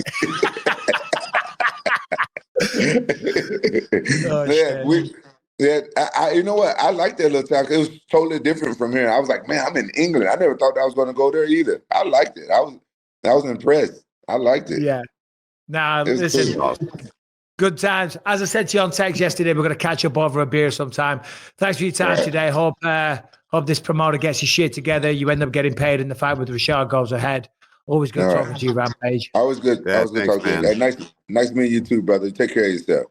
You too, bro. Thanks, man. Appreciate it, dude. Oh, no problem. Anytime, guys. Thanks, Rampage. Take care, bud. No Felder. Yeah. Of course, Rampage is gonna bring that up off the bat. I'm like, oh man, I've been watching this guy. He was somebody I looked up to, and he makes fun of my name. All right, there he is, the legend, Rampage Jackson. I got to say, ladies and gentlemen, apologies. I know we promised Jean Lord Silver. Lord Silver, Jean Silver. Anyway, he says, my brother, do you mind if we schedule for later? My training time here has changed. I'm trying to make it work, but from what I can see, it's not going to happen today, but I really want to participate and be on your podcast in the future. So, Jean Silver, Gene Silver, Lord, it's all good. These things happen, Paul. Sir Silva. Sir Silva. Not a sir. Not a sir. Yeah, I mean, you know, these guys that have fights coming up that have training schedules, obviously you guys probably can't hear it, but my kids are causing chaos upstairs. But yeah, I mean, it's unfortunate. And we were joking that it would have been fun to hear Fabiano translate the intensity that Jean Silva brings to the table. But another time. Oh, was Fabiano going to be the translator? I believe so, right? Oh, Fabiano's he's the best translator in all of the business. People, you've probably seen him. He translates all the Brazilian or the Spanish interviews for the most part. There's Derek as well, but Derek's great. But Fabiano, he really gets into the spirit and the vibe of the translation. He's awesome. He brings it. He's the man, and he's a big Eagles fan. He went to Penn State, so awesome. Well, that's even better. Go Birds! Go Birds! Let's go! Let's go! Quick update. If anyone's seen my Instagram, we were talking about getting the dog. Potentially had the issue. We got the dog. I came back from London. He's in the house. Okay. He's gorgeous. He's beautiful. He's big. He's healthy. He's dropping deuces on a regular basis. Dropped one in the house this morning as it happened. So, yeah, there's no problem with that. I'm sure you'd rather him drop a deuce occasionally in the house than to not be deucing and have it back up and be a problem. So that's all. It seems like it's all positive, though, that he's moving things well. I'm like, he took a dump in the house. Well, I guess that's a good sign. We haven't heard him bark yet, though. No, really. I've not heard him bark. He's a big German Shepherd, long-haired, beautiful temperament, doesn't pull. And I'm wondering if he's probably still just settling in and like figuring out, because he's not quite comfortable. As I say, he has not barked. He has not made a single sound yet. God bless him. Yeah, he's probably still just getting adjusted, but he's a good-looking dog. He's a beautiful dog. He really is. When he came in, I was like, oh, my God. Yeah. All right. You're like, all right. Like him. I like I'm him. not mad anymore. Yeah. Harrington, before we get to some questions, because Rampage was awesome, John Silver, we'll get him on for next week. Harrington, jump on the show, please. Any other stories that we need to get to, please? A couple things from UFC Mexico City that I thought were interesting. Jamal Emmer's coaches looked like they were close to coming to blows while celebrating their fighter's win. I don't know if you guys saw this or have any color on the situation. Yeah, no, I did see it. If we've got a video of it. So Jamal Emmer's, I think he got the win, right? Was it the knockout? Yeah, he got a big finish, and then they were fighting with each other in the corner. I didn't see it during the actual broadcast, but I saw all the clips that started going around afterwards. Yeah, Jamal Emmers, he lands, I think it was a right hand. He goes down and he gives him a couple of hammer fists. And I did think that the referee was very nonchalantly the way that he stepped in. I was like, geez, ref, be a little bit quicker. And then it cuts to the pair of them and they're in the corner and they're grabbing hold of each other and they're almost having a bit of a scrap there. I think it was just emotions. Look, I'm not sure what was that. I don't know. Yeah, it's definitely like an I told you moment. So I'm wondering if there was counter advice going on from the other coach, and then the guy that was pointing the finger and got in his face. I wonder if he was telling, saying, no, he needs to throw this, he needs to do this or that, and keep it boxing. So it seems like there was just an argument over what should be done in the cage, and obviously whatever happened was what he was supporting, and then I don't know, but I mean, it's always an interesting dynamic because obviously if you're main event in the UFC, you get 4 cornermen, and if you're not main event, you get 3 cornermen.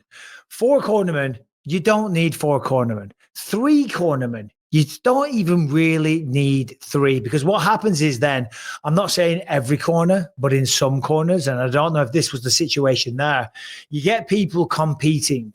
against one another. I'm not saying this is their corner. I'm saying sometimes I've experienced this myself. They want to be the guy. They want to be the one heard, because one person gets mic'd up as well in the corners. Only one of them gets the mic. So you typically give that to your lead cornerman. For my situation, Perillo was always my head coach. If it hit the ground, then Brady Fink, he was my jiu-jitsu coach. He would take over then. And if we were in a wrestling scenario, then perhaps, the wrestling coach kind of took over. So everyone had their roles, but you always had the one true head coach that everyone else would kind of fall in line and listen to them. But I have had it over the years where some cornermen, they're arguing with each other because they want to be the one seen and heard, giving the advice and get a little glimpse of TV time.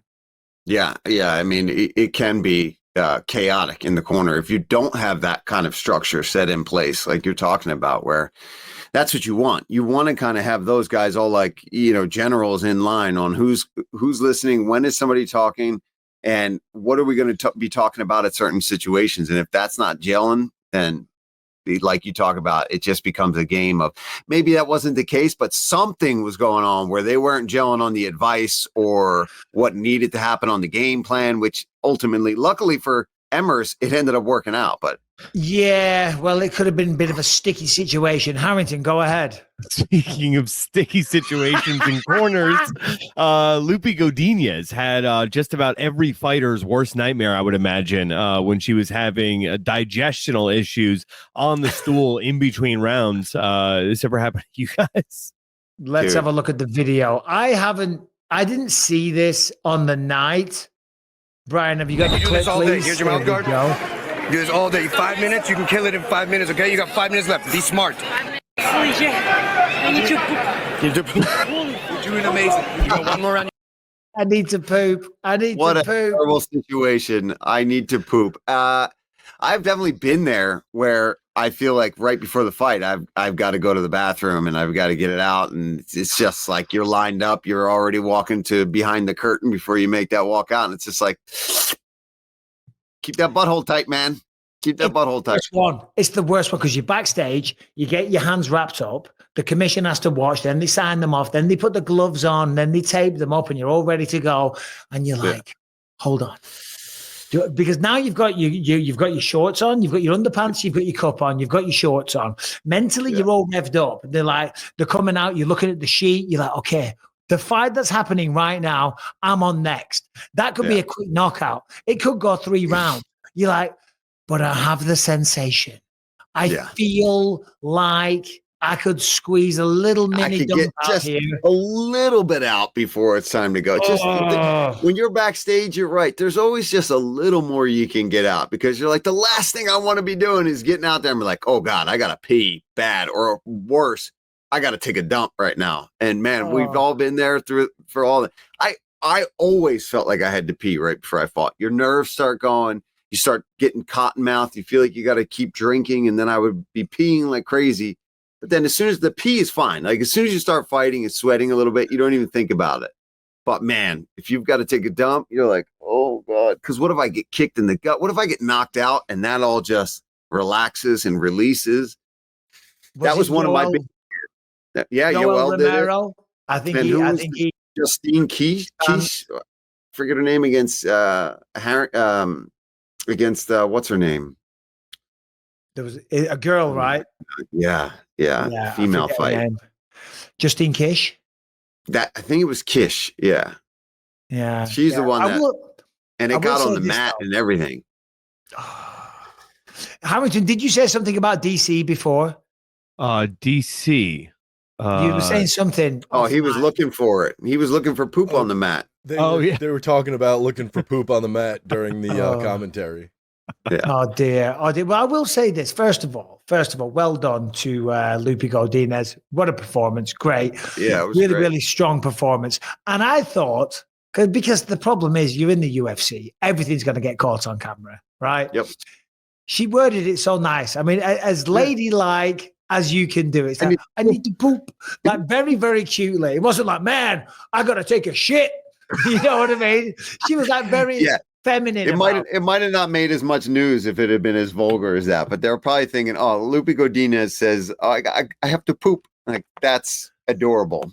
If somebody like, if Jamahal Hill's in there going, I got to take a shit, then they might leave that alone. Unless Derek Lewis is made that famous as well. Ooh, listen, I'll tell you what, the new dog is taking some big old dumps, right?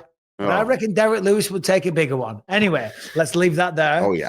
Harrington. One last one I think is a kind of a big story. A lot of people in the comments for last week's episode, when you guys were talking about what's next for Leon Edwards, were suggesting Jorge Gamebred Masvidal.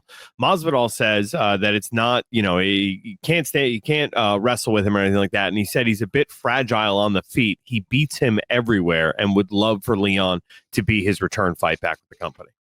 Go ahead, Paul. Yeah, I mean, if Jorge is in fact coming back, I think it makes sense for both guys. There's beef there. They hate each other. There was already a 3-piece and a soda in the back in London years ago on when Darren Till fought Jorge. And Leon, he needs a fight that he can get motivated for. And if this guy that basically punched you in the face in backstage area isn't that guy, and he's primarily a striker, somebody that's going to stand up with you who hasn't been active in a while. I know he's high up in the rankings, but I think this is a case where you put all that away and you just go and have a fight that gets you hyped up. Agree with everything you said. I'm a fan of Masvidal. I'm an admirer. I love the attitude. I love everything he brings to the table. Even the 3-piece in the soda, that's just who he is, and it's been well documented over the years. I had some run-ins as well. He is that guy. He's not a fake. He's not, for want of a better description, a Colby Covington, like we were saying before, right? And I'm not trying to start shit with Colby. He is next. Who he is. He's authentic. However, he is 40 years old, hasn't fought in the UFC for 2 years, and he has lost 4 in a row. There is the storyline there. But I feel like for Leon, and by the way, I would pay to watch the matchup. I'm just saying for Leon, he probably wants something bigger. And for Leon to accept that fight would be kind of accepting that, hey, I'm out of the title hunt situation. Yeah, I see that point of view as well. And that probably will be what makes him reluctant to do it.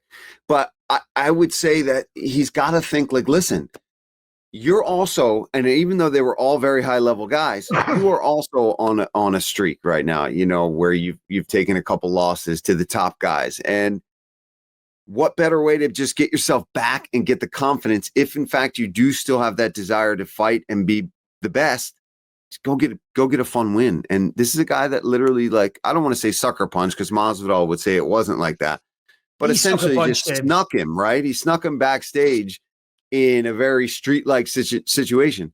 Dude, now you get the chance to show this guy you're the better fighter. But I agree with you. He's like, I'm with you. I'm all about it, in fact, because, Leon's lost 2, Jorge's lost 4, whatever. He's still a name. He's still a draw. He's still somebody that everyone in UFC and MMA knows his name, right? And there is the backstory. And it would be a fun fight. And you got to think probably a fight that Leon should win, being the younger guy, being the champion. So it's a fun scenario. It makes all the sense. There'd be a lot of interest, and he doesn't have to worry about getting taken down. So for all that stuff, if he can go out there, put on a great performance, get a knockout, talk a bit of shit, get some revenge, show the world, have a bit of fun, and also just scratch that itch. Because I don't know about you, Paul, if somebody clocked me in the face like that, I would be dying for that fight. Oh, yeah. You'd be furious. I mean, and even all the years have gone by, you still see the highlights of that. You see the attention that he got because of that. I mean, yeah, you want that one back. You want nothing more than to put that head kick on him. So I know it's far-fetched, but yeah, I'm for it.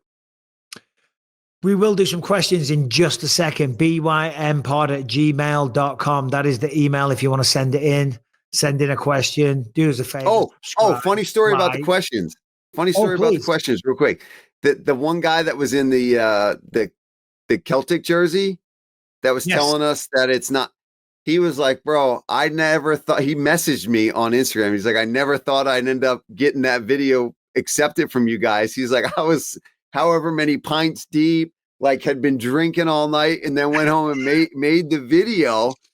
and sent it in, not thinking that it was going to get picked up. He's like, I didn't even remember what I had said to you guys. And then I saw the video. And he's like, oh no, yeah. So I thought he didn't seem that bad. He didn't seem drunk. But he was the quiet one, right? He was the one that was really quiet about everything. It was probably because he was half in the bag. Oh, well, God bless him. Well, let's see what today's have to offer. As I say, if you've got a question, bynpod@gmail.com. The more interesting, the funnier, the better. The more non-MMA, the more left field, shall we call it, the better. Brian, who do we have today? All right. So this is, he sent in a question last week, I think we played as well. This is Rogny again. Oh, yeah. Hey, Bisping, Felder, how y'all doing? Shout out to the best MMA podcast on the planet. My question is, I recently joined a jiu-jitsu gym. How long am I going to be getting my ass whooped until I finally feel like I got the hang of things? A long time, buddy. A long time. Yeah. It only progresses, right? I mean, the better you get, you'll start beating up some of the white belts that are behind you, but there's always going to be somebody in those gyms that's ahead of you, especially in pure jiu-jitsu like that. And so just get used to getting beat up. And even on days that you do well, you're probably still going to have a round where you get beat up. When you're getting beat up, believe it or not, that's when you're improving. That's when you're learning.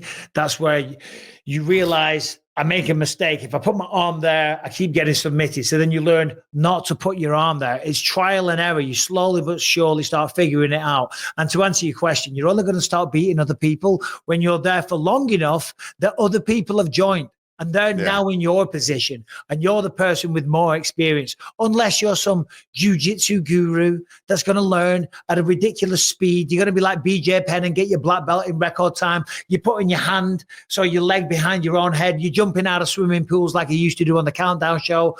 I doubt very much you are that guy. So you just got to stick with it, buddy. Stick with it, enjoy it, and all the best. What else we got, Bri? We got a question here from Josh from New Jersey. Oh, Josh. What's up, guys? Josh from New Jersey here. Big fan of the podcast since forever. I had a question for Mike and Paul. I just wanted to know, what is your craziest street fight story? Whether a kid or an adult, like, that you never told.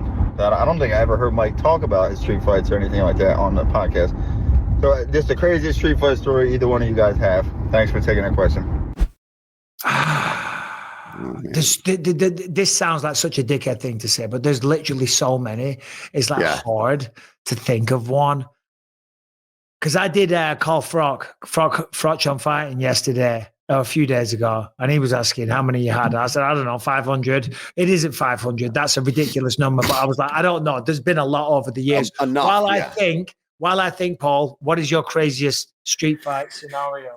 I got a good one. I'm in college, and we know that I went to college at University of the Arts, where there wasn't many tough guys, right? So I was dating this girl for a little while, and then we just stopped seeing each other. Nothing crazy, still in the same friend circle. She's got a new boyfriend that she's seeing.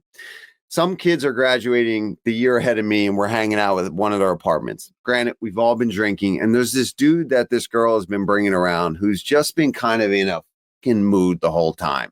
And I'm like thinking it's probably because me and her were together for a little while. Maybe he's being just a dick because I'm here.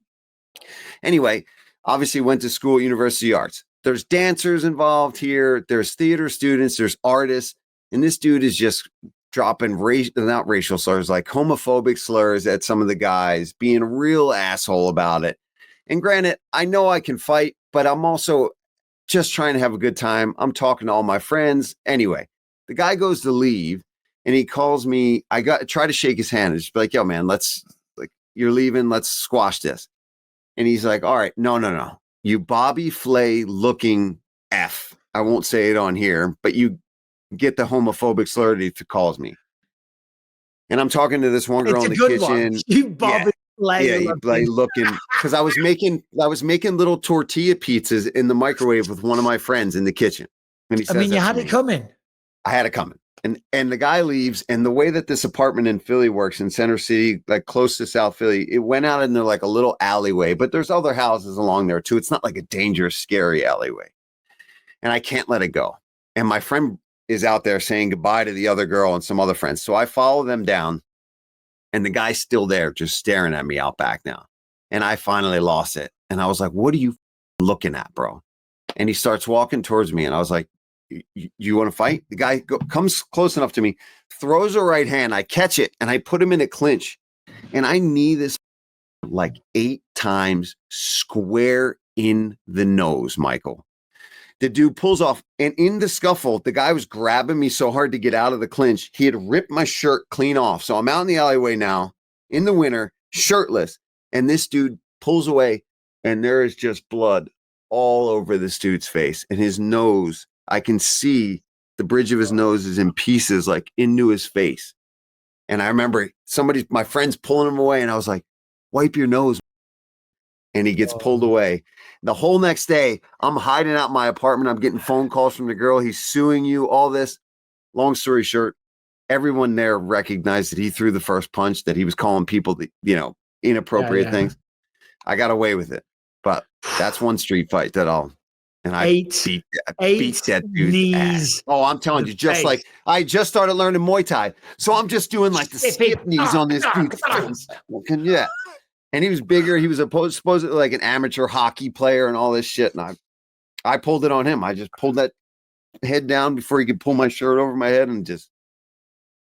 You were young, free and single back then as well, and everyone around was like, "Oh my god, you see what Paul did?" It was a good night. Bully. Oh god, you got so much pussy after that, Paul. Anyway, not ass like Rampage would tell me. No. And you brush your teeth afterwards as well. All right, okay. So this is a long time ago. My brother, we always used to go down to a town called Blackpool. It's like a party place. And we'd go down on a coach, like 50 of us, and we would get messed up. We'd have a good time. And we're in this nightclub, and my brother, there was one of his friends from the army that was in there. And later on in the night, my brother's friend approaches us in the club, and he's been glassed in the neck.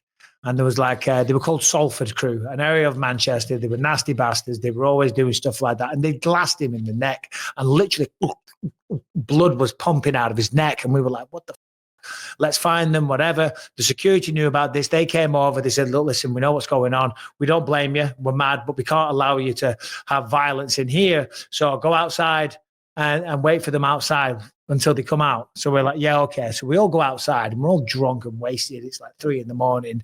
There might have been other stuff going on as well. And we get outside the nightclub, and we forget.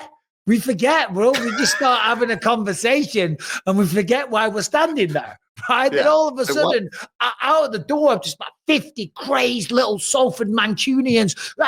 And this little shit, my brother's 6'6", this little bastard, boom, cracks him in the nose. My brother's nose explodes everywhere. And everyone that we were with, they all turn around and run, right?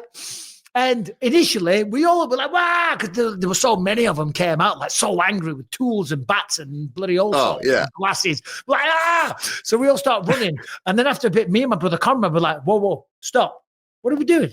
This, let's go back. So we stop, we turn around, I go, Robbie, let's go back. He says, you're out of your mind, Mick. And he runs off. So me and Conrad go back, and we're looking for them. And they've all dispersed, right? And around the back of the nightclub, the night has finished, and they're all getting in the cars and driving off. And we're looking for every car. And then Conrad just looks up and goes, here they are, I've got them.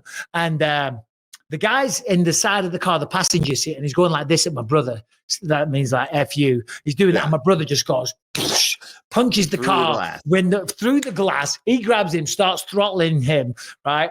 And then there's a guy in the back, whatever, and then they drive off. So we chase after him. This guy gets out of a car.